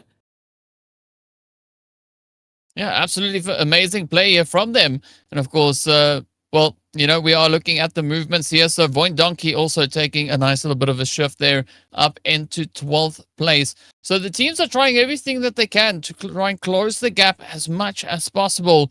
But as we know, it is going to be a big old race for the top 5 finish, because that is the point to which that prize pool share is extended to. But looking at the situation that we have here, I mean, it is going to be very close all the way to, I would say, even that 16th position, right? 35 points, trying to catch up to 68. One good match, and we could see quite a bit of a drastic shift coming through with regards to that. Yes, not quite exactly catching up to 5th place, but it will make the entry into the top 5 a lot easier coming into tomorrow. But yeah, overall, good showing that the teams have been able to secure so far. Bandit still trying to lock in some of that consistency, but as you said, the lobby is pretty tough, so it's not too easy for the teams to pull off these crazy maneuvers. Absolutely, but I want to see the world standings. I want to see, in fact, yeah, we're seeing the world standing. I'm so sorry. I wanted to see the second page where we have DRS on the last position. I shifted my focus from here to somewhere else for a second. But VIPERxKO, I mean, one of those teams are focusing on elimination numbers. They have 40 eliminations, 11 placement points. We've seen this team getting some crazy 20 elimination numbers, chicken dinners in other tournaments. And in Pakistan region, at least, can they try and replicate the same performance that they had in the local events? Although the lobby is not local, this is international lobby, and it's not going to allow you Moving onwards, we have two more matches to go. We're done with the Erangels. We have a couple of Miramars. Let's see who's gonna try and change their gameplay when the train will shift. We all know that performances also shift. Will there get will there going to be any other team who'll try to surprise in the points table? Talking about the world standings, we have BTR, Vampire, RRQ, and ASX side so close to Sem9, but now Sem9 is one chicken dinner away from everyone. Yeah, one chicken dinner away indeed, and it's gonna be rather a pretty tough play to see who will be the ones to secure that angle. But speaking of which, of course, as you mentioned, right, we are gonna be changing the terrain as well, as we'll be taking a shift into the lovely Miramar. So we're not gonna be heading into a break. Instead, we are gonna be hopping straight into the action here. So I'm curious as to who will be the ones to rise through the desert, right? I mean, as we've already pointed out, the standings, there's not too much of a gap currently held with that. So there's still a great opportunity for a team like Boom Esports, like TALON, like HALAL, AXETRON, or even Bandit Esports to come in clutch. But again, that determination and focus is going to be an absolute must moving into game number 5. Because after this, it's only one more match to go. And if it's done, that's done. Day 2 is over. And it all boils down to what the final day will bring. And I'm pretty sure, based on the pacing that we've been seeing from these teams, that last day is going to be the craziest one that we've had so far in the season. I mean, every team needs to realize that there are still 6 more matches tomorrow. So in total, they have 8 matches. If they start to build the momentum in this match, in the very next match of Miramar, even if there's a team who's in the bottom spot, who's in the 19, 18, 16, 15 spot, they can still try to make their ways into the first page and probably in top 5. All they need is consistency. All they need is, those chicken dinners. Even if they don't get chicken dinners, if they get 15, 12, 10 points in every other match, they will, place themselves into the top 5. So they need to realize that there are 8 more matches. We can say that if they manage to get 8 points in every match, they can still get 60 plus points, which is a great number to place themselves into the top 5. So everybody needs to realize that it's not over. Whenever you have a grand final of 2 days, you're like, okay, this is the second day, we're gonna go all in. It's like do or die situation. It's still not do or die. It's still a doable situation for you. You gotta realize and work on it accordingly. I mean, we saw RRQ coming in from 14th spot to team on 4th spot, and they were on the 3rd after the previous match. So just think about this. If they can do it, you can also do it. But I want to see the same Skyforce and Talon that we had coming through in the last chance as well. In the previous stage, yeah. Both those teams were able to secure themselves 2 winner-winner chicken dinners. I want to see that again, right? HALAL, AXETRON, yes, they've been keeping a little bit of that same kind of pacing going. We've also not really been seeing the full force that they can bring out onto the battlefield. So, as you said, right, these final 8 matches, this is going to be that opportunity for the teams to try and do exactly that. And the nice thing is if they don't, one of the other teams will, right? Maybe not one of those 3, but it could be the teams that are already well situated with regards to those overall standings. And as you've said, right, if the teams just come to the realization that they still have the option to make a big impact on these standings, this would be exactly that point for them to try and do it. So I'm excited to see what Miramar is going to bring on through and whether or not the teams are going to try and just lock it in, right? Just let it all loose and just go out there and have an amazing, amazing game. But I want to see a little bit of fun as well, right? So the opportunity is there. And I think the big question is going to be who will be all the hot droppers coming into this match as we are going to be stepping onto the battlefield, of course, starting us off on that southern side, coming in from just south of Los Leones and heading all the way up almost into Trailer Park. Absolutely. You were talking about the opportunity. The capitalization has to be there. Whoever wants to grab this opportunity. But moving onwards, it's the Miramar map. And where are the circles going to go? That's the biggest question. We're not going to talk about drop clashes. We're not going to talk about the flight path DK. You and me, we both know that the circle on the map of Miramar, not anywhere else, but only in Lodoma Asia Showdown Season 4, because I'm doing other tournaments side by side. But the Miramar circles are always going towards Monte de Ivo, Los Leones, water treatment. But I don't know, there's something wrong with the circles in Lodoma Asia Showdown Season 4. Every other circle is a water circle. Or if it does not go towards the water side, it will go towards the sand dunes. Yeah, that's a very interesting one. We'll find out, what these players will have to work with. We've not really seen anything pull over on towards the western side. Not yet. So this could be that big decisive opportunity for the zone to give us a little bit of a something different. In the meantime, we are going to be looking over into Picado. It is going to be vampires. The zone went north. It's like they heard us. And they said, you know what? It's fine. Okay. We'll go away from the water. We'll give the teams a bit of a chance. But that opportunity is going to be a hard-earned one, as we know, right? Picado is going to be hot and heated with 2 squads already duking it out. Vampires looking to get the jump. They are swinging right into the side of the bandits. And so far, it does seem to be leaning quite heavily in favor of the vampires themselves. I mean, it does, but talking about the early on drop fights, it's RRQ versus Vampires. 2 elimination points to the name, as you mentioned, that it's looking good for Team Vampires. And if they manage to get one more knockout, things will look quite difficult for Bandits to clutch. But Kanto is knocked out. They gotta revive him. They gotta be on the 4-man force once again. I think he's getting revived. Yeah, he is. He did get the revival. So now we're back in a 2v4 situation where Bandit Puzzle is so close to Team VIPERxKO knockout. Maybe he's trying to wrap around. Vampire Sports focus on the loot. They can't fall back. Try and get the loot maximized from that casino area or the main building. Casino is not here. It's Puzzle who is playing in casino. But is he gonna try and clutch the situation? Bandit. I mean, whenever there's a team who's in the bottom spot who tries to fight with the top spot team, it's more of a difficulty for the top team to win that fight because the pressure is going to be on the top team. The bottom team is going to be like, we already have nothing. We have nothing to lose and everything to gain. We can just go all in, do a miracle. Even if we knock one down, we are going to eliminate him. But Vampire, I think it's time that they have decided to charge in.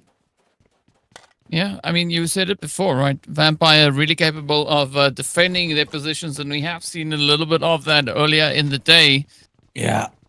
But now, how will they look to capitalize on it this time around, right? Are they going to full send it? It is going to be a bit of a pressure play onto Puzzle. Oh, Mula, Zane, both getting picked up. This could be the turnaround. But fortunately for them, they are still capable of getting that security in. Now, the rest of Bandit, this is their opportunity to strike. Yes, there's only one left, but one player can still play, or rather bring quite a bit of carnage into a situation like this. We saw Low doing that, but wait a second. No room for breathing. When this got eliminated, every player decided to charge. And Lazarus, look at the HP of Lazarus. He was about to get smoked by the last man standing, but instead decided to cook. Here comes another fight. This is XAVIER versus Boom M. In fact, entire Boom squad is here. Bonbit is spotted by Casanova. The position of Casanova is so good. The revival cannot happen. But you gotta watch out. Bonbit can take you down. If they knock out Casanova, only then they can try and go back for a revival. Otherwise, it's not looking good for Boom Esports. Team Ace side, they have every possible advantage. Yeah, they definitely do. Can they capitalize on it, though? That is going to be the big question. So up comes Who and the rest of the team now as they look to rush on forward. Beautiful bit of Overwatch being played out there as well. But Boom now feeling all the heat. So the rush is on Who. Getting taken down. Baby losing quite a bit of HP. But unfortunately, or rather fortunately, not getting taken down. That is Boom Esports out of here. Yeah, they pulled it off. Amazing by Casanova. Seems like the Pakistani teams are here for the show because in every other match we see someone clutching it off. It's not this time. It's Casanova with a 1v4 in Team Boom Esports. I mean, previously it was Lord from VIPERxKO, and now it's Casanova. And this camel ride. Oh, okay. This is beautiful. Beautiful to watch. Yeah. That's the 4x4. That's the 4x4 of Miramar. Yes. The off-road, right? Yeah. If you take the horsepower. One horsepower. Or maybe one camel power. Yes. So one camel is at least 2, maybe 3 horsepower, right? Probably. Definitely. Yeah. And it's got a larger tank, right? So you can go a little bit further. Oh, yes. You see, that's with the great feature. The great feature is the 4x4 capability. Like it cannot get stuck in the sand dunes or wherever you go. You will not get stuck. Yeah, that's the best thing. And it's usually a bit of a problem, right? Because normally you have to kind of like deflate your tires a little bit so that you don't sink too much into the sand, right? So you got that wide spread. And of course, with that 4x4, there's no need. You can just get in and go, pick a spot, and you will be able to get there just about. So yeah, a nice little bit of an upgrade there coming through with regards to the vehicles. It's a little bit more of a... do you think that's a naturally aspirated vehicle, or do you think there's a turbo in there? I think it's a naturally aspirated. It would have been a turbo if they had upgrade, they had, the upgrades done on him. It's not even a level 1 upgraded vehicle. It's just what do we call it? Factory? Yeah. What's the word? What's the right word for a vehicle? Yeah, factory default, we can say. Yeah, factory default. There's no upgrade. But then, what would a camel look like with the turbo on? Right, that's the big question. That's the thing that I'm trying to figure out. Like, is that even a feasible thing? Right, where would you put the turbo? It's a difficult one to figure out. The monster truck, it's easy because it makes sense. There's even a cutout on the hood for where the intake would have to be. But a camel, yeah, I'm not quite sure exactly how that one is going to play out. Who can definitely capitalize on a bit of that 4x4 action, of course, is going to be Glue Squad and the players from Champions Esports, right? Both squads out in the blue. They need to get their butts back in towards that zone. I'm curious as to whether or not they'll be able to do that soon.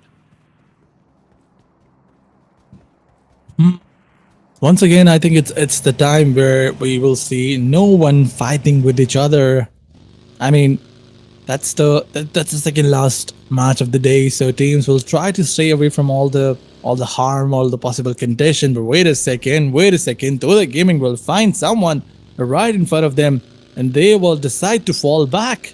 It was TALON Esports that they found rotating, and now they're like, oh, wait a second, we don't want to go there.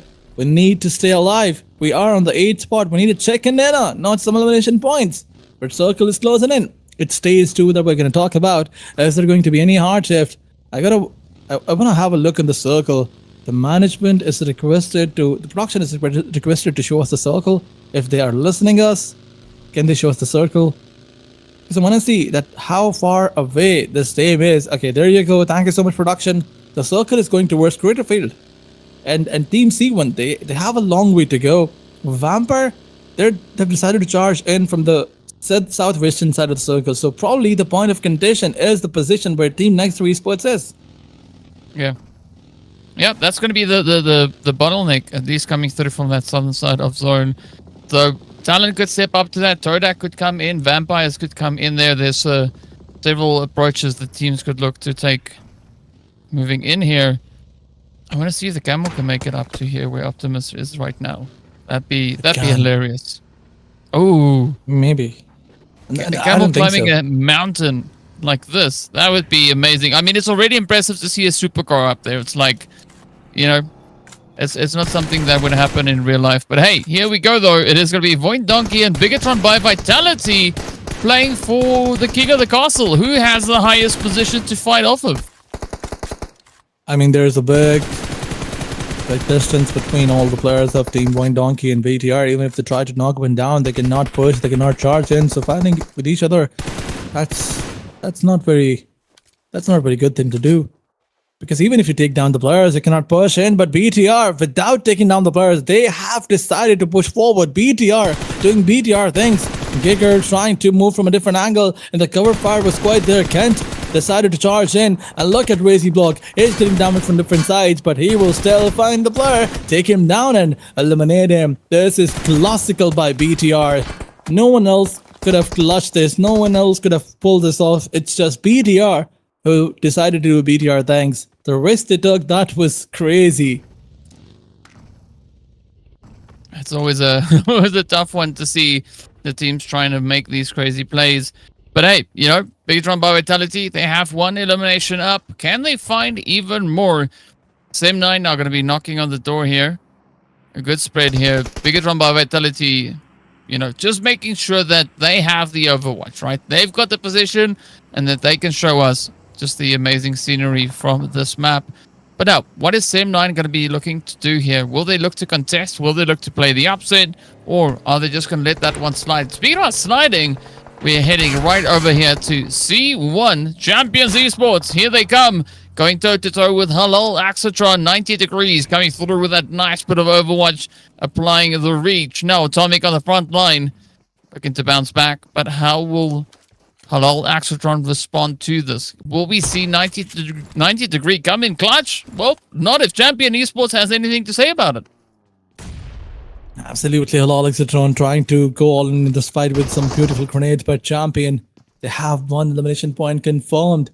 It's a 3v4 situation already. A beautiful grenade is gonna go, and if they manage to take one player down, it will be a full send by Champion Esports. The grenade's gonna give a lot of damage to Hitman. Hitman, you're gonna watch out. You're surrounded from different sides. If you get out of the compound, there will be Balja getting the job done. So wraparound is there, man advantage is there. Everything is in the favor of Team C1. But if they make a mistake and the capitalization comes in from HLE's side, I'm not gonna forgive this team. C1. Let's see how quickly they end this fight. Balja is coming in. They've decided to recall all the players, and now it's a full send. Well, here we go. It is showtime. HALAL AXETRON, Hitman trying to hold up their side of the engagement. They do find a beautiful opener onto Kino. Atomic now looking to come in clutch. Matt Gat getting dropped right down. Two players there from HALAL still in the fight. Not going to be backing down just yet. Quick little bit of a restrat there, but Hitman gets found and down they go. HALAL AXETRON getting swept away. Champions Esports getting the squad wipe, but it is going to be short-lived as ASI8 steal the play, and with that, get the entirety of Champions taken down. 8 eliminations already up. And all 4 by who? It was just one player who came in for the third party. That was a 1v4 in a third party situation. The rest of AI, they were like, oh, what happened? Where is the whole team? Where is C1? And who is like, I got all 4 kills. I'm the happiest player. 2 players having 8 elimination numbers, both on 2 different teams, and getting a 4v4.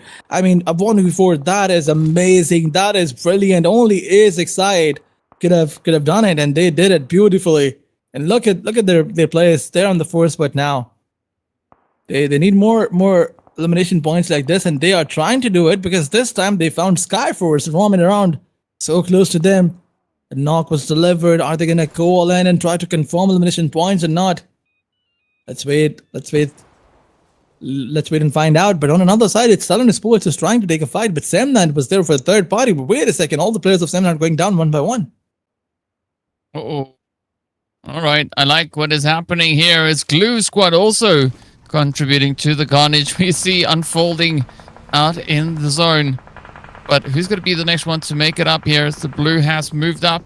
Sem9 now down to a solo. It's not going to be an easy one to bounce back from the blue. Meanwhile, RRQ focusing their efforts up onto NEXORY, taking a whole different position in the zone here. Vampire just behind them, so whatever they do, they have to be really quick about it because Vampire could definitely get drawn into the engagement and look to bring in a little bit of their own heat here. Skyforce also out on the edge. You can see not a single elimination has been found by them so far. But will they maybe come through with a bit of a third-party play onto the angle here? Let's wait and find out. It's ESPORTS. Not NEXORY. That's another team from the same region, Nipix. But NEXORY trying to stay alive. EPEXG and DemoOG, not from the same country, but the same region. One is from Mongolia, the other is from Nepal. But there's this first fight of ESPORTS coming up against an entire squad. RRQ. I mean, look at the way Team RRQ is playing this match. They did not manage to get good numbers in the previous matches. Now they're playing super passive. That's super duper passive gameplay coming in from RRQ's side. We never thought that we will see RRQ playing like this. But G trying to show off some crazy crossbow plays. The crossbow was there, but the connection was not there. Once again, RRQ, they're thinking that who's that one player who's trying to throw some darts or something else on us. It's definitely Team NEXORY. But the connection That is going to be a difficult thing. In the meantime, it's TALON Esports who will lose their player and Sam9 getting eliminated.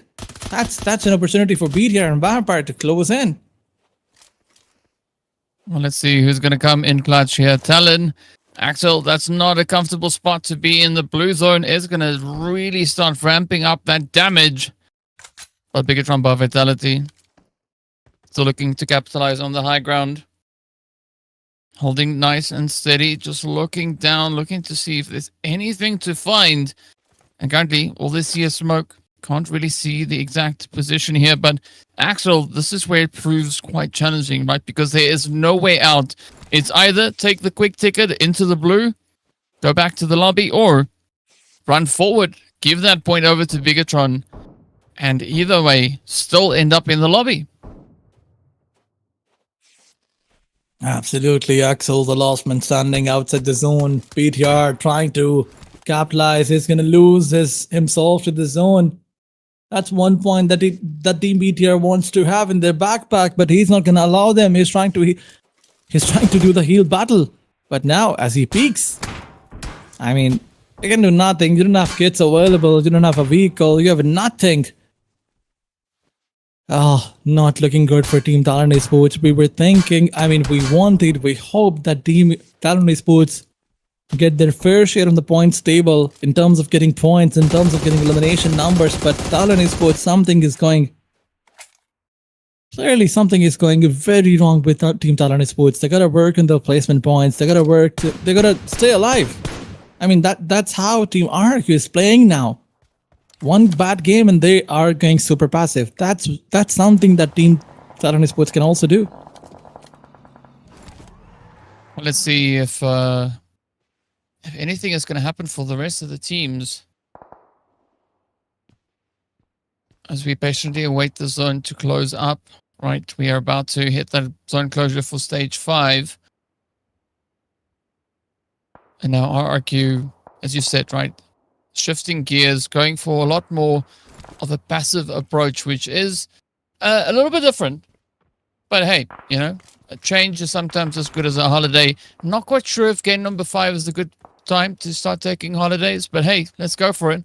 VOIN Donkey now just going to be awaiting the plays here from the Glue Squad to make their entry into zone. TODAK also stepping up, so this could be a beautiful 3-way engagement. But VOIN Donkey needs to be careful as TODAK has already started the fight. The shot starting to connect them through. Kenny locking in the first one. Razak now capitalizing on a quick cheeky trade. There's Noel rushes forward. Glue Squad now trying to peel off in all directions. But VOIN Donkey ready to receive them. Sticky coming in hot. Just sneaking in. A beautiful offside approach. And this could still be an opportunity for Glue Squad to try and turn this whole situation on its head. VOIN Donkey only managing 1 elimination so far. And now Zeta has to face it all as TODAK comes rushing in onto the compound. And it is now 2 solos standing between them, but BTR coming up as well. And it is fight after fight continuing to just rain down carnage.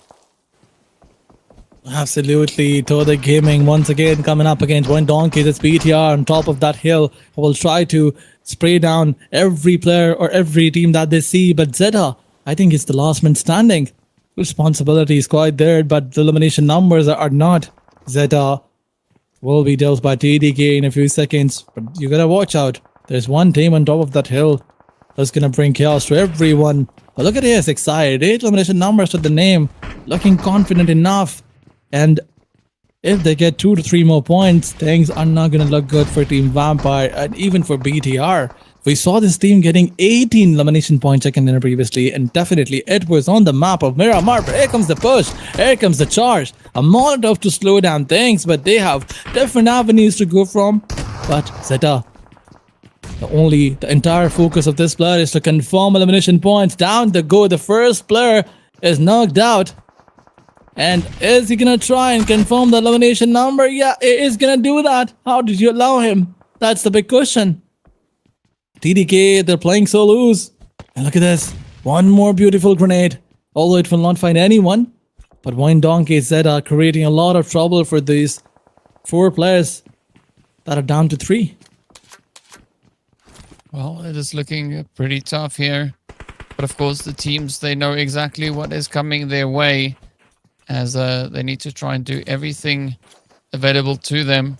Now, Zeta, I don't know how many nades they can squeeze in their bag, but it seems like the answer is all of them, as quite a lot has already been exchanged here, and there's still 4 more to go. Now, Zeta has to lock it in, trying frantically to get the position over to the players there from TODAK, but a great opportunity to try and get just out of that situation, as BTR is going to be looking to tighten up the angles here as well. Talk about a stuffed spot to be in. Kenny with an effortless nade is going to seal the fate there for VOIN Donkey. But now, TODAK, they need to be really quick about it, because BTR is waiting in the wing, and they are just getting so ready to push on forward. Already 5 eliminations to their name, and there could still be a few more up for grabs. But it's going to be a fight between ASI8 and BIGETRON by Vitality to see who will be the one to get the wipe in on TODAK, because both squads are looking to play the setup here. Absolutely, BTR. They've decided to charge in. They have the shotgun in his hand. Optimus trying to lead the way for his team. But obviously, the heavy utility play is going to come in. And on the back of it, it's going to be AXETRON is going to join. And they did join. They took down 2 players. And look at AXETRON. Casanova is not stopping whatsoever. And down they go. 2 players are knocked out. And it's the time for Team TDK to do a third party. Bumblebee coming in with the grenade. He's trying to buzz, but he also took down in the process. Wow. Cheeky nades coming in from all directions. Now, BIGETRON by Vitality down to 1. It is going to be Razy up on the high ground, looking to rain down absolute hellfire onto the players from TODAK. Going for a wide wraparound. Looking for the opportunity, but this also now allows another opportunity for ASI8 to strengthen their front line, as the angles are looking to get wrapped up. Looking to push through as much as they can here. But here we go. Wu spots out a little bit of something. Not quite getting the angle there on Frenzy. Depp now quickly looking to close up, trying to bring them back into the fight. Skyforce will get eliminated in the meantime. And now it is going to be a very hairy, scary engagement. 3-way fight on the edge of zone. Look at the map. VIPERxKO is also joining in. It's going to be a 4-team fight over here. It's going to bring absolute chaos. VIPERxKO also trying to do a third or maybe a 4th party, but Team AXETRON, they've decided to charge in. Now that they can hear so many gunshots and the players getting knocked out, they don't want to miss out the action. But here comes another team. VIPERxKO trying to settle down. They're not trying to push forward, as they saw Team NEXORY right in front of them. And look at this, the first knockout was there. Nala, although he missed a lot of bullets, but at last the connection was there. And G is going to be left to bleed out. VIPERxKO, will they try to charge in? Although AXETRON, they have their eyes everywhere. They're not letting Team NEXORY to come close. 2 players on that vehicle trying to push forward, and NEXORY Esports, that's going to be another fight where Team AXETRON will try to have their third party. Well, let's see if that party is going to continue. Vampire is now relentless, trying to clean it up before ASI8 gets their hand in the action. Baby, I like that off-angle position here. Now it's going to be Who trying to lock it down. It is absolute chaos. Now BTR down to 2. Not quite sure if Razy and Bumblebee Why would you do that? will be able to see some light at the end of the tunnel. Iron, good off-angle position here. Yet to step it up, bring in those eliminations. Whoa. But now it's going to be go time. Who with a beautiful nade. It is almost the end. And there we have it. BIGETRON by Vitality goes down. ASI8 up to 14 eliminations. I mean, it's just Casanova and Who with 13 eliminations. It's just 1 elimination by Baby. This is brilliant by both these lads. Iron is left with just hopes and no elimination in his backpack. I mean, Iron is one of those aggressive players. Whenever we talk about young talents out there, it's Iron who comes in, I mean, in the list. But wait a second, here comes another fight. It's Next versus Team AXETRON. And Baby will find 1. He will definitely get the elimination point. NEXORY will find the crosshairs on Team VIPERxKO, but That's a mistake. Apex will find himself in a sticky situation. On one side, it's Iron, and another, it's who will take down another player's 7th elimination point. It's a race of who and Casanova. A race of getting elimination numbers. Look at them. If who gets one, Casanova gets another. And now it's down to a 3v4. Vampire versus ASXide. I mean, talk about a shared responsibility coming through here from them. They're just like, one for you, one for me. One for you, one for me. One for you, one for me. Who will remain as they could potentially hit 19 eliminations, one away from hitting a 30 bomb. That is the closest we might come to seeing that happen, at least here in game number 5, the second to last day. ASI8 looking absolutely amazing right now. Centaur, Mula on the front line. Casanova is going to be looking for that off angle. Will they be able to find it though? Because I mean, ASI8, they have a phenomenal read on the position here. Absolutely, they have the map control, but wait a second, Mula will find who as he tried to overcommit. That's a mistake. One more such mistake and it will be over. ASI8, they cannot overcommit. They're trying to make sure that Team Vampire does not get out of these compounds, and Vampire will feel the suffocation. And look at the angle of Baby. That's the important angle. No time for reset, no space, nothing. Vampire will just try and get out once the zone try to close in. ASXide, they have the zone, they have the elevation, they have the position. Vampire can do one thing. They can lose everyone to the zone, but they will try to clutch in. They will try to charge, and Casanova needs to find a place. And now he's trying to move inside the zone, and this is the boulder from where he's gonna play. Vampire, they're trying to deploy the smokes. The virtual cover is there. Are they gonna try and take down ASXide? Is it gonna happen or not? Let's wait and find out. But what an amazing player that we see coming through here from ASI. It's like they're playing with their food, right? They're just toying now. Whoa, mistakes. The rest of the lobby. Baby getting hit.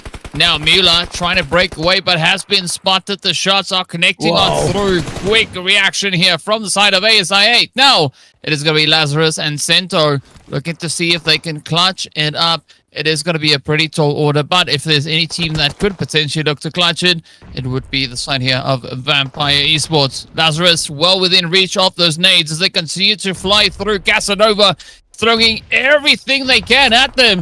Lazarus is down. Centaur with a quick response. Casanova relaying the information, and there we have it. ASI8 coming in hot off the press, running away with the performance here. Just absolutely lighting this lobby up. They took down anything that moved ahead of them. And of course, now stepping up to the plate, making sure that they get their first winner chicken dinner. 19 elimination. That's the craziest number that we've seen in this entire competition. Previously, it was 18, and that too by Team ASXide. And once again, what a play by all the players. Not just Casanova, but Josefa coming in hot with his weapon. 2 matches, and Josefa, I guess he confirmed 16 eliminations in just 2 matches. Wow. Crazy gameplay. 2 1v4s in 1 match by 2 different players. That's something that only ASXide could have pulled off. And getting 19 points. Everything was so beautiful. But moving onwards, where are they gonna place themselves after this match? I wanna see the overall standings before anything else. Well, it is of course going to be Casanova coming in here as the match MVP. 8 eliminations and 1,057 damage. Absolutely insane performance that we saw, not only from Casanova, but also then the rest of the team. I mean, this was amazing, right? Absolutely amazing stuff. Mustafa also bringing in a very, very strong play. But at the end of the day, right, only one player can be that MVP. We are going to be taking a look at the match rankings first, as we have to see the glorious 29 points being showcased right then and there. ASI8, 1 point shy, 1 elimination shy of hitting a 30 bomb. I mean, DK, how are you feeling that they were so close to 30 bomber, but they didn't do it? But it didn't I am happen. happy. I mean, I'm happy. It's close, right? I want to see 30 bomb or as close to 30 bomb as we can get. And so far, this has definitely been the closest we've gotten to that. But it makes me excited as to the potential for tomorrow, even still the last game of the day, because it's still doable, right? One of these teams could maybe decide to go like, hey, let's go show off a little bit. Let's go get Wow. 20 eliminations. But look at this. ASI8, 4 points away from sitting at the top of the overall standings.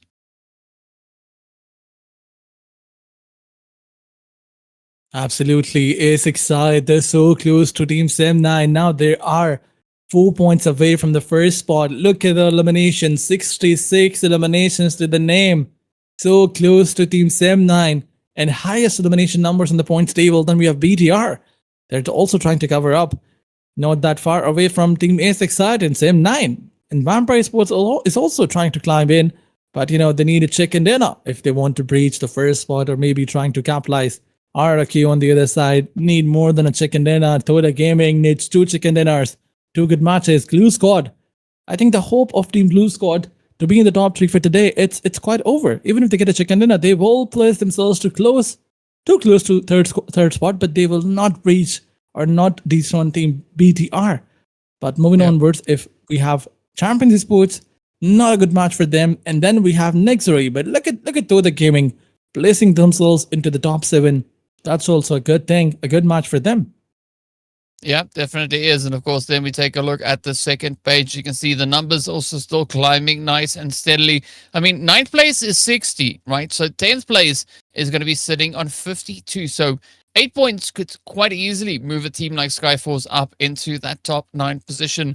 So it's all going to come down to what the teams look to bring to the table for this very last game. And it is going to be a very, very close call. But Talon, with their victory, with their winner chicken dinner, still secured over onto that second page. So somewhere they will have to up the ante. But an almost back-to-back victory coming through from ASI8. They got the chicken in game 3. They got the chicken in game 5. Who will be the one to get it as we head towards game number 6? Of course, we'll find out right after the break. So we'll see you in a short few minutes.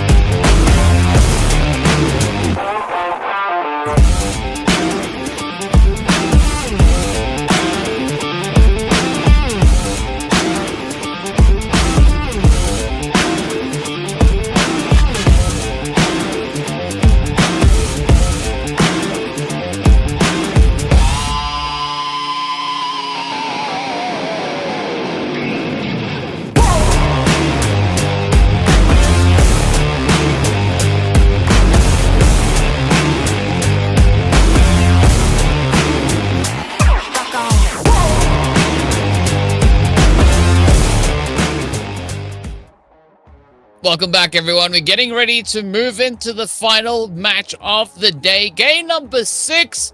And apparently, Aladdin, you already know this, right? But so the big question is to see if, inshallah, ASI8 will get that winner chicken dinner coming into the final match. It's good to see Aladdin smiling that much. He looks very, very happy. Let's see if we can make the players from ASI8 happy as well. I mean, what a beautiful strategy that was coming through from them, right? Just going absolutely crazy. 19 elimination winner chicken dinner. That is the hottest chicken that we've had to date, right? Yeah. Not only just in the last chance, or not only in the grand finals, but the entirety of this event, right? That has been the craziest play that we've seen so far.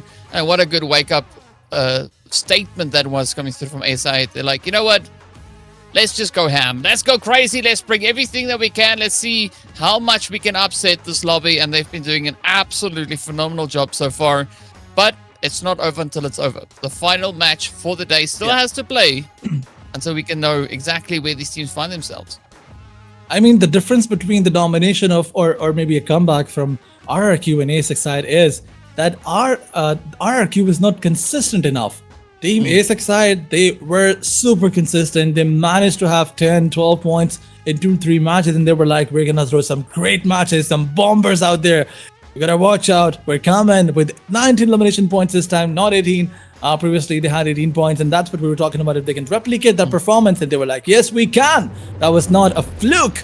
But talking about the next match, it's going to be played on the map of Miramar. The flight path is going to be the first thing that's going to dictate the opening story, and who's gonna get the high ground, who's going to be there for those early on drop clashes, who's going to force to scramble or crumble or whatever. Moving onwards, the flight path is going to go towards from Lautfilia to Impala. I mean, the northern side is difficult to reach, but then we don't see many teams going there. Yeah, but, you know, sometimes we're going to have a little bit of a challenge. The final match of the day can't be an easy one. It has to be a tough one. And already with a squad like the ones that we've seen just in this last game, this is exactly that opportunity for the teams to bring in all the heat and all the pressure that they can find to keep the suspense going. But, yeah, the teams, I'm so excited to see what they can bring on through, as we'll get a quick look at that very, very soon. Just also patiently awaiting that zone to come in pop. It should happen momentarily. But the big question is, of course, who will be the ones to run away with it here, right? Will we see all the potential now really being utilized and unlocked as we step into the final opportunity for the day? Well, that depends on many factors, starting from the zone. Where is the circle gonna go? Okay, not a difficult shift, not a difficult terrain to play with, but yep, it's the sand dunes that we're talking about. Look at the southwestern side, completely sand dunes area. But wait a second, Vampire coming in hot, charging in. In fact, it's Bandit who decided to go for the gunfight. Not the drop fight, but the gunfight. Vampire losing 2 players, but wait a second, Kanto will moving forward. 2 were knocked out. In fact, the third one was also down, but it does not matter. Kanto will land the final blow, and here comes the team ace. 4 elimination points to the name, and Vampire will survive this gunfight. The worst thing in a drop clash is the gunfight, when you're unable to find a weapon. I mean, look at Kanto. He landed the final blow with this gun. Not a very comfortable one, but he did get the job done. Yeah, well, getting the job done is the first step, right? You need to start there and then see where you can take it from that point moving forward. But now Impala is going to be heavily contested. I can see still 3 squads looking to see if they can walk away with those early eliminations. But now, how's this one going to play out? Up comes the push, the jump shots are in. It is flying all over the place, and it is a VIPERxKO getting met with quite a bit of aggression here. Yeah, not the right weapon. If only he had some other gun, he would have taken down more players. But you know, taking down a complete four-man rush with an Uzi, not a great idea. But still, VIPERxKO confirming those elimination points. There's not 1 but 3 teams here.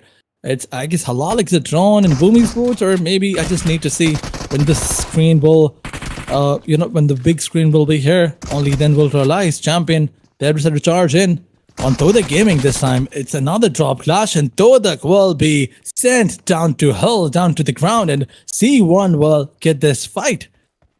3 elimination numbers by 1 player. I think it's 1v3 by Balja. Yeah, that seems to be Bulger right there. But we'll take a look at the game itself. It's great to see the map, but we've seen all we needed to see so far. The big question is, of course, how will these rotations then come in, right? Already a little bit of that western side of zone is not playable. So it is going to limit the position and the options for the squads ever so slightly. Now, boom, full sending it. HALAL, AXETRON, MadCat ahead of them. The last one left for the team. VIPERxKO also just hanging in the wing. Both sides here against Boom. Been a little bit risky. It's been a little bit tough. Boom only with 1 elimination up. So a fair trade across the way between the teams here. But who will be the one to get it? Zero trying everything they can. MadCat, beautiful overwatch. This could still potentially be a bit of an upset. If there was a nade in the possession of MadCat, it could be the one to close it out. But we don't see that quite just yet. VIPERxKO, though, is going to be the ones to drop on down. Out they go. 13 teams remain. We've already said goodbye to 3. Absolutely. 3 teams are done and dusted. And so are their hopes. VIPERxKO getting eliminated early on. They were trying to get their ways into the top 5, but there are no more hopes. Same as the case with T2K. But here comes another fight. It's Boom Esports versus Team HALAL AXETRON. Nobody's giving any room to HALAL AXETRON to make a comeback. But Boom, this time around, they gotta be careful. So elimination points at the name. It's just a MadCat, but MadCat will find one. And he was about to take one more down, but Boom Esports, they will not give him any opportunity. Impala is free from any other team. Boom Esports, they have the Impala for themselves. Now they can loot, easily take the vehicles, get inside the zone. But yep, they lost 1 player on the disadvantage of M. And it's going to hurt them because in every other fight, whenever it's Boom versus any other squad, it's M who gives them the breakthrough. Now they don't have that valuable player available. They got to fight with every other team in a 3v4 situation. Boom Esports, look at them on the points table. Not a very comfortable spot. Yeah, it is a tough one. But hey, as long as the teams try and finish on a strong footing here, come end of day, tomorrow will be a little bit more comfortable, right? It's not going to be easy, but it might be a little bit more comfortable. Now, if you look over to the players here from BTR, they're also just trying to get themselves situated. Of course, they pretty much dropped down into this power grid positioning. So Optimus, nothing too out of the ordinary here for them, as we are going to be moving up in towards Monte Nuevo.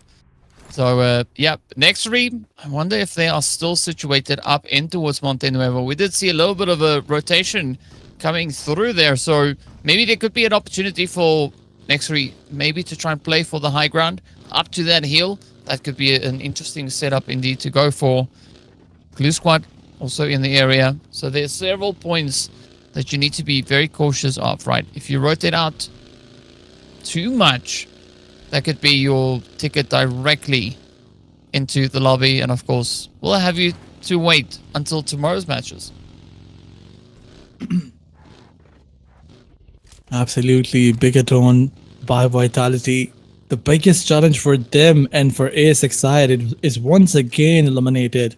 That's an opportunity for them to make a lead on SEM9 and put a pressure on them. If 2 teams manage to dethrone SEM9 and put a 10 or 12 point lead on them, I mean, tomorrow they will feel a little bit of pressure because they were there in the first point when the day started. And I mean, pushing them down and making a lead on them will definitely give them a little bit of shaking. But let's see if ASXI and BTR will try to replicate the performance that they did in the previous matches. If ASXI will try to drop a 30 bomber, I mean, it will be difficult. They can even if they have 20 points in this match, the pressure will be there on Team SEM9. It will be enough. But Skyforce trying to rotate on this bicycle in Miramar, once again, that's a questionable thing to do. Riley, you better watch out for all the sprays. Yeah, more importantly, you got to watch out for the cactus, right? Because if you hit one with your bicycle, that is your tire popped right then and there. But yeah, it's a nice stealthy rotation to come through here from the teams. Riley definitely going to be looking to capitalize on that. But now Skyforce looking for the next spot. How are they going to get themselves situated? And of course, rotating up into Chumacera, it's always a tough approach, right? Maybe moving in, looking for an angle to get yourself into. Fortunately for them, there's not too much of contention held up in that position, at least for the time being. Meanwhile, champions, they're just exploring the hills, right? Going for a little bit of a up, a little bit of a down, and they might even spot Potato. I mean, they can, but Champions Esports already 4 elimination points to the name.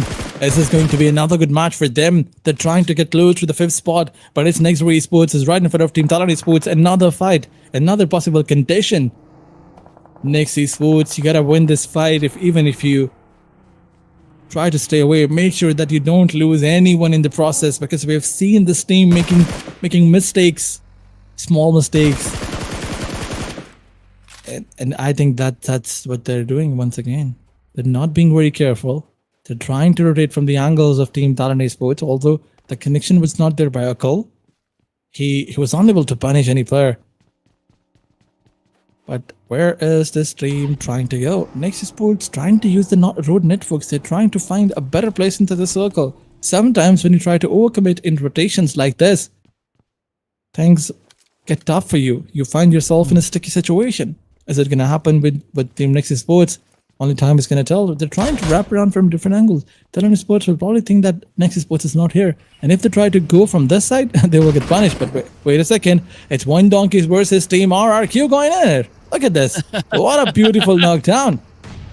And it was even going that fast, right? Just slowly, casually rolling up, running them down. RRQ, it's like they had like weights tied to their feet or something, right? Not a strong effort to try and run away from that hovercraft coming through here. But hey, VOIN Donkey getting 4 eliminations in total so far, so things are looking good here for them. Still have to put in quite a bit of work if they want to come knocking on the door of page number 1. But now, Skyforce, another team in a very similar situation, are going to be looking to see, can they lock in, as Riley is now, or rather has left the bicycles for vehicles, but they do get stuck, and Boom Esports up ahead. They really got to get in that fight super fast. Absolutely, I see why will be taken down by Boom Esports. This is not looking good for Team Skyforce. Godless will try to peek, but he'll be taken down once again. It's just the last one standing. Riley with the bicycle. There is no more bicycle play. You gotta work with your guns, and you need to clutch the situation. I see cannot be revived. Boom Esports, Yami Yohan trying to get that elimination number confirmed, but wait a second, Riley, you need to peek, and he peeks. Down goes one player, and the elimination number is confirmed. So no chance available to revive your player. Riley going for the wraparound, going for the sprays as well, trying to find the opening, but he will not find anyone. Although there was one player, he tried to connect some bullets, but knockdown was not delivered. Now it's a 1v2 situation. Boom Esports versus the last man standing of Skyforce, and look at the wraparound. That is beautiful. That is beautiful by Riley. Oh my god, he's trying to go for the high ground. That's not looking good for Boom Esports. I mean, I don't quite know. Is Riley going to look to send it out? Like, where's it going to go?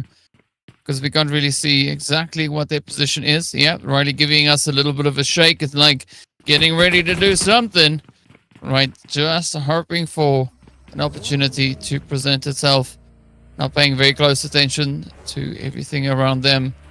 Trying to go on those audio cues. But it doesn't seem like Boom are going to look to stay around, right? Just trying to bait Riley out of this one. As Zoro and Bonbit get ready to move on through. Zero just quickly falling back, but the damage has come through. Bonbit now cooking up a nade for themselves, but the blue is coming in hot. Gotta find a way out of here. Fortunately here for Skyforce, it is only stage 3 blue. So yes, it does take down your HP quite a bit, but you can still survive. even if it's just for a quick moment. Now, in the meantime, it is going to be NEXORY and Sem9 finding themselves in a bit of a standoff here. Sem9, Yumiko, not a clear line of sight onto Demo, but it is going to be a little bit of a risky play, right? Satria also about to make entry. And now, look at this. NEXORY just locking in the positions, trying to see if they can cover as many angles as possible. G, don't look into the sun too much. That is worse than a flashbang. I mean, it certainly is, but Team NEXORY Esports, they gotta watch out. Circle is closing in. They gotta find a perfect spot for themselves. Skyforce, in the meantime, they got eliminated by 1 Donkeys. Riley will be taken down. No more opportunities to clutch any situation. No more opportunities to get points. Skyforce, the comeback needs to be pulled, but not today. It can happen tomorrow. They're done for today's games. But then we have VOIN Donkeys trying to capitalize. They have the men advantage. They won a fight. They won 2 fights, in fact. 6 elimination numbers to the name and still getting knocked out. Are they going to try and have a good elimination numbers chicken dinner? But there we have it. NEXORY Esports coming up against Sem9. Sem9 getting third-partied for the first time. But they're trying to move towards a team, a complete team who is waiting for them. NEXORY Esports, yep, they are getting sprayed from BTR from one side. And then I think there's another team on the eastern side of Team NEXORY Esports. Yep, that is Sem9, in fact. So NEXORY trying to gatekeep Sem9 will be gatekeeped by Sem9 now. You know, it's that hunter becoming the hunted situation that we're looking at right here. Yeah. And see whether or not... Oh, yeah, well, I don't even have to finish my sentence because Apex already answered it. The answer is... yeah, they will find BTR. So, fortunately for NEXORY, there's not going to be too much pressure running down onto them as we do say goodbye to Boom Esports as well. But they will still have to reposition, right? The zone has moved a little bit further down to that southern side.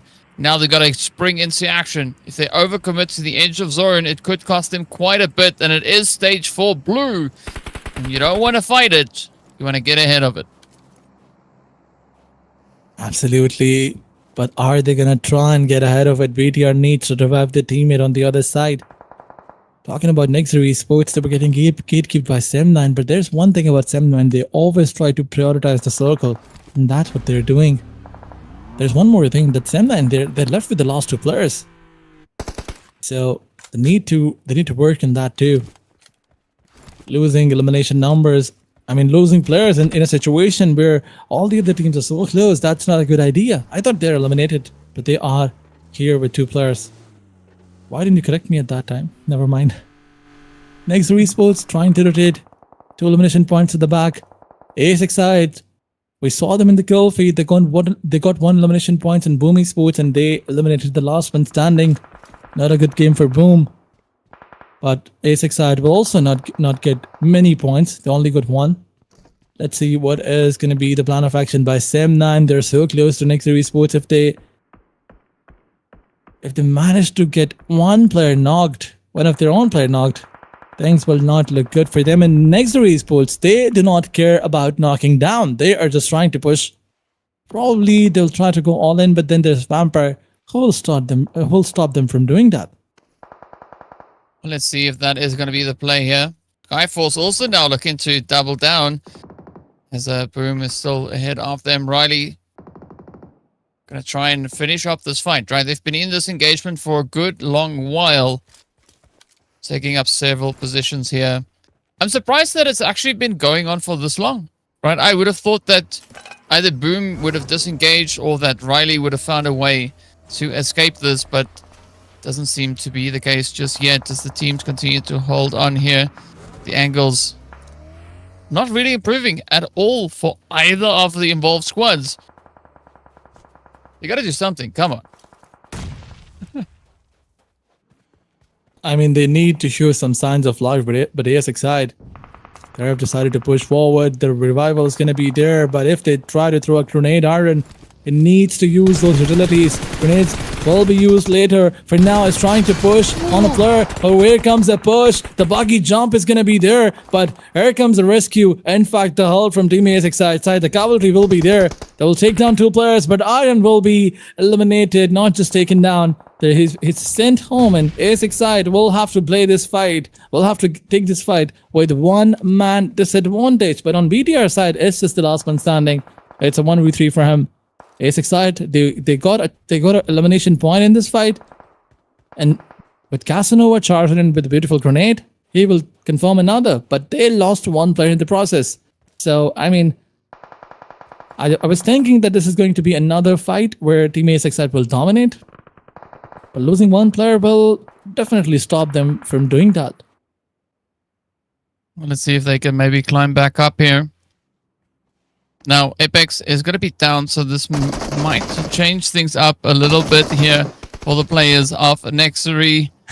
Are they going to be able to bounce back, though? I mean, Vampires just keeping a nice pressure point here on the edge. And now trying to just avoid the hits, but up comes G looking to close it out. Are they going to be able to get the hits, though? Sending it out with a shotty. Not landing the hits they were hoping to get. Vampires, though, with a jump shot says, you know what? You don't need to do all of that. It's way too much effort. Let me just show you. Throw out the nades and wrap your team up in a nice little package. Now, it's going to be up to luck to see if the odds favor them.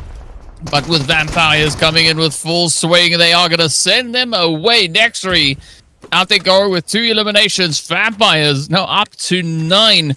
They are definitely trying to apply all the pressure they can to this lobby. And with these 9 eliminations, they are only 4 points behind ASI 8.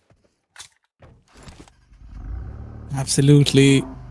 Not many points away, not many points behind. VIPERxKO is also trying to make sure that they cover their points from the first spot. They will try to dethrone Team Sim9, and that's what I was talking about. Sim9, they have only 2 players, so wait a second, it's VOIN Donkeys versus AXETRON, 2 players down, Casanova eliminated, and now it's just Baby, the last man standing, and look at his position, it's compromised. Zeta trying to use that mini footing spray from one side, and down they go.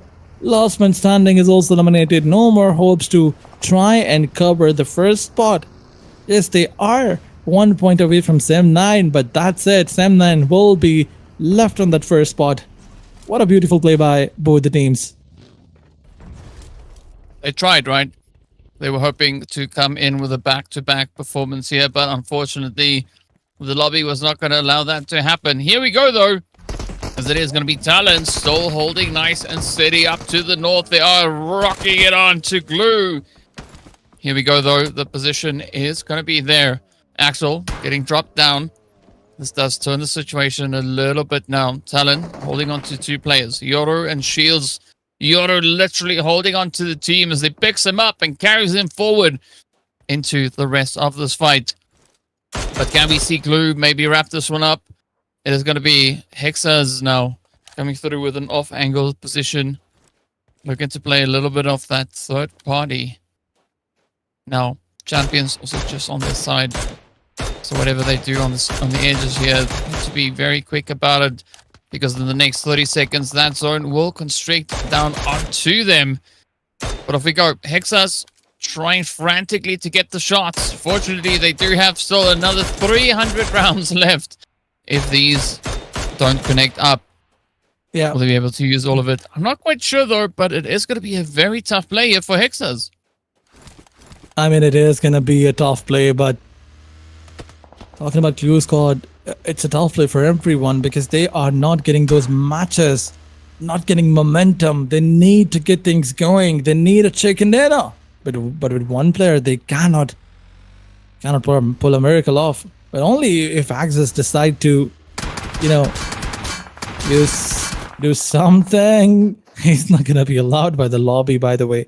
I was thinking of a miracle, and it's not going to happen. The Champions was like, what? Are you trying to disrespect us? You think that when we have 3 players alive, we're going to allow anybody?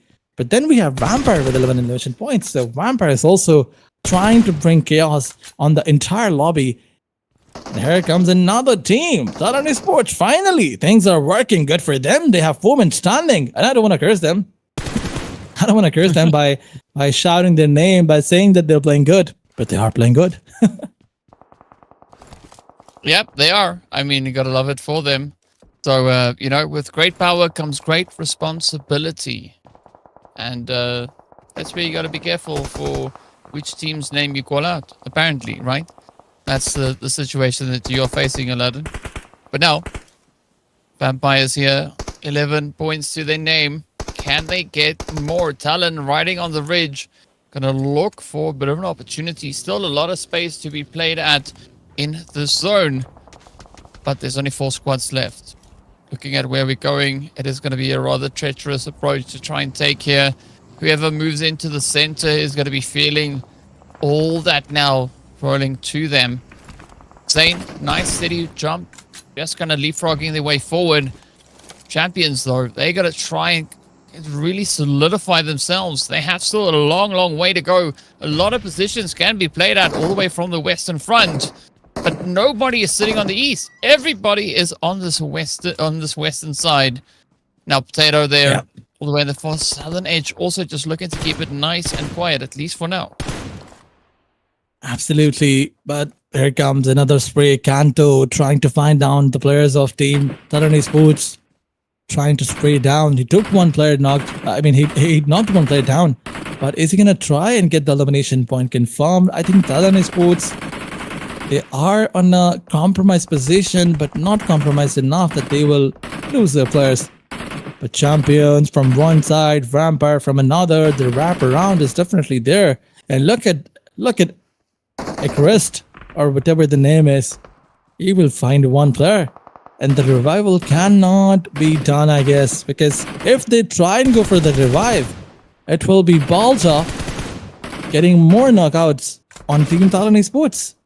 Now that the zone is shifting towards the eastern side, as you were talking about it, it's looking difficult for Team TALON Esports. The survival will be compromised. And look at VOIN Donkeys, they have decided to charge in. What a beautiful mini 14 single taps. Confirmed one elimination, knocked one out. Talon is done and dusted. At least for this match. Or maybe for this day, Shields is the last man standing. In all the situation, it's just Team VOIN Donkeys who have the man advantage.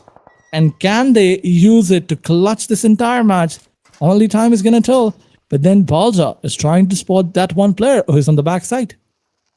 Yeah, I mean, this is quite an interesting approach here, right? We were talking about the momentum a little bit earlier on, and it seems like VOIN Donkey definitely being able to unlock quite a bit of the momentum here for themselves. But now they're going to have to deal with the angles being held here by Champions, because those 3 players could definitely pose a big threat to the success of VOIN Donkey. Now, Vampires going to be feeling the heat as well. Zane has been spotted out, but Vampires, one of the only teams still left over on towards this western front. I like the rotation from VOIN Donkey playing for that eastern side. Centaur just trying to survive, hiding behind all the vehicles. Atomic coming through with the shots underneath the vehicle. Unfortunately for Atomic, though, not making enough of a connection. But they are not satisfied with that result. Instead, they continue to push on forward, looking for that angle. Oh, that nade, so close. Finds so much damage, but not quite converting Sento into a squad wipe. Absolutely, Atomic trying to find Zeta. His position is also compromised. VOIN Donkeys cannot afford to lose players one by one just like that. But I think he has a hard cover. It's a drop that he's taking cover of. But from one angle, he is safe. But from another, he's not safe. But that's the same angle from here where he will get knocked out and confirmed. Not a good idea going back into the circle without throwing any smokes. But wait a second, Atomic will be spotted by Pareto. Knock and finish coming in. VOIN Donkey is jumping hot into action. 14 elimination points with the name and 8 by Gaker. That is looking good. VOIN Donkeys, they will get a huge jump if they get more elimination points and get a check-in dinner. They cannot afford to miss on this. I mean, the circle is in their favor. They have the mid advantage that they need to get things going. Although, Potato needs to move inside the zone and he does not have a vehicle. That's going to be a tough one. He does. Yeah, all right. Okay, so not as tough now anymore, as they are able to kind of just fall back and get themselves into the positions. But here we go now. Vampire. Potato going to be looking to become one with the scenery, and instead gets put in a nice little box Balja and the rest of champions now continuing to capitalize on the opportunity presented to them. 9 eliminations up. Sento getting met with lead.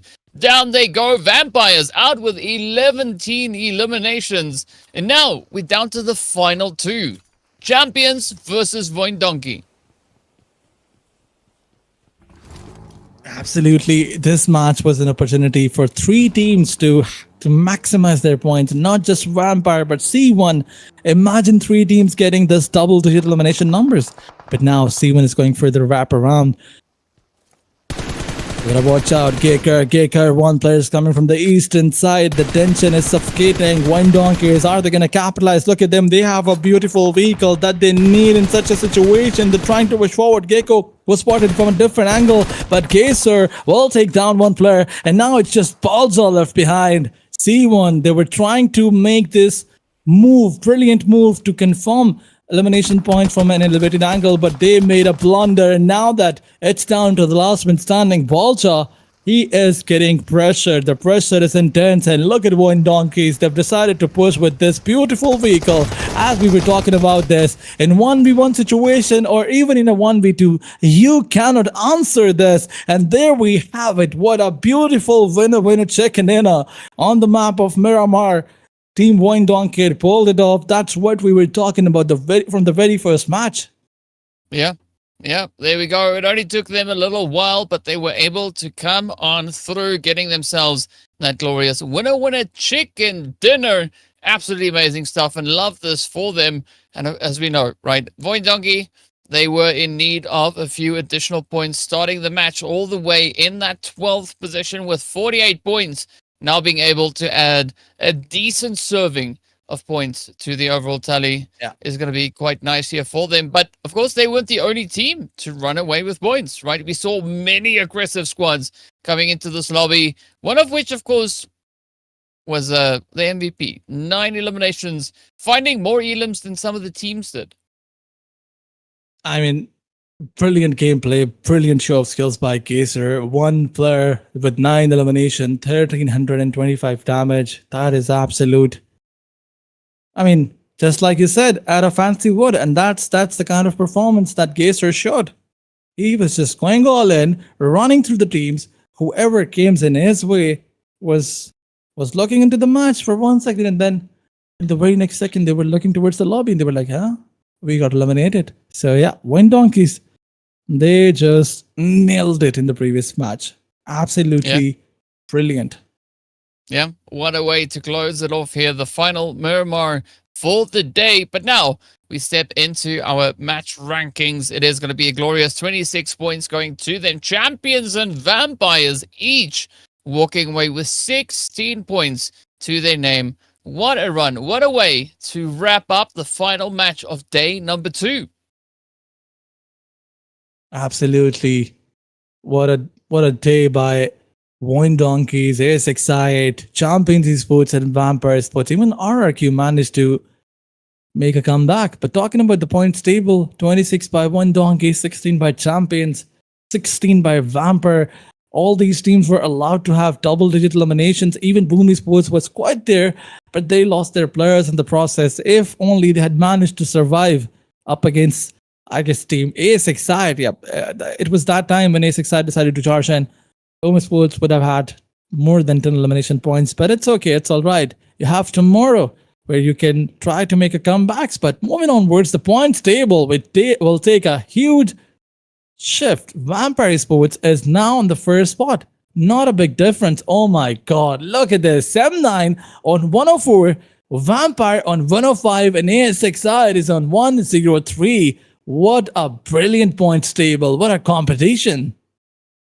What a way to set yourself up for that final day of play. And, we were talking about this. We said the teams have the opportunity to do it. VOIN Donkey ID with their chicken dinner puts them all the way up in 6th place, moving up those 6 positions. Champions also advancing by 3 more. And as a result, a few teams in a little bit of trouble, right? The points not quite where they want them to be, but the top 4 definitely showing a lot of dominance. You see that gap between the top 4 and 5th place. It's going to be difficult to catch, but it's going to be a little bit easier for Champions Esports and of course VOIN Donkey to catch those higher positions. Now looking at the last page, it is going to be where we find the players from NEXORY, Skyforce, as well as Boom. Boom, Skyforce, and VIPERxKO, though, finding themselves in a tie. All three teams coming through on 53 points apiece. Absolutely. The competition is also close here on the second page, but that's not the kind of competition that you should try to be in. I mean, it's for the second page and for 11, 12, and 13 spot. So all these teams, they needed a good match. Now that the competition is moving towards the 100 points number, they need to come in with some brilliant numbers in the first two matches. I mean, even if Boom Esports, VIPERxKO, someone from the second page try to get a chicken dinner tomorrow in the first match with 15 eliminations, let's just say if we add up 25 points, they can jump into the top 6 and top 7, and then maybe they can try and finish into the top 3. I mean, top 3 is also not a bad spot, coming up against the best teams of South Asia, Central South Asia, Indonesia, Malaysia. It's not going to be that easy. We can say that it's Southeast Asian versus South Asian teams. But moving onwards, it's in fact Southeast Asian, Central South Asian, and South Asian, because we have Mongolian teams too. Moving onwards, its MVP ranking, and XAVIER is here, and look at the lead. 8 elimination number difference, 8 to 9, up against his team, his opponents. But 28 eliminations, 4,437 damage. That is some brilliant stats out there. Yeah, I mean, these players definitely capitalizing on as much chaos as they can. But I think Who is definitely the one who will take the show here for the day, right? XAVIER, as we saw on that Erangel earlier today, absolutely amazing gameplay. But yep, still a strong representation coming through for Vampires. They've got 2 players right here in the MVP rankings. But the big question is, of course, who will be the ones to reign supreme come tomorrow? In case you missed who got all those winner chicken dinners, here they are. It was Bandit, RRQ, ASI8 with a double serving. Then, of course, Sem9, and the final match went over straight to the side there of VOIN Donkey ID. So a very, very exciting day that we've had so far. Quite a few surprises coming through here. I mean, Vampire Esports now on 2 chickens, Sem9 sitting on 2 chickens, and the rest of the lobby trying to play that catch-up game. ASI8 brought a lot of heat, as we've seen here, but it's all going to come down to what tomorrow will bring. Who will be the teams managing to get a position not only onto the first page, but also well within the top 5? Absolutely. 3 teams competing for the first spot. They're so close to each other, only 1 point difference. I mean, Sem9 coming up against Team ASIC side. Although ASIC side was not here, they were so far away from the top 3 spots. They made a comeback. They came from the second page, and now they're on the first page and on top, trying to compete. Sem9, Vampire Esports. But in the last match, when Sem9 got the victory for themselves, Vampire Esports got some huge elimination numbers for themselves. They managed to be on the first spot. It's not a victory. It's not a big lead. It can be covered, but maybe it will be the turning point for Team Vampire Esports. Maybe when we will see tomorrow's matches, they will come here, they will try to charge in and try to have a huge lead on every other team. Well, there's going to be only one way for us to find out what these teams will have in store, and well, that would be to get to it, right? So be sure to join us back again tomorrow, same time, same place, even more insane PUBG Mobile action as we head into the final day of the grand finals right here in the Asia Showdown Season 4, brought to you by Ladoma. Be sure to head over to platform.ladoma.com to take part in the exciting events and everything that they have to offer over there. So until then, we'll see you back again tomorrow. Stay safe and bye-bye for now.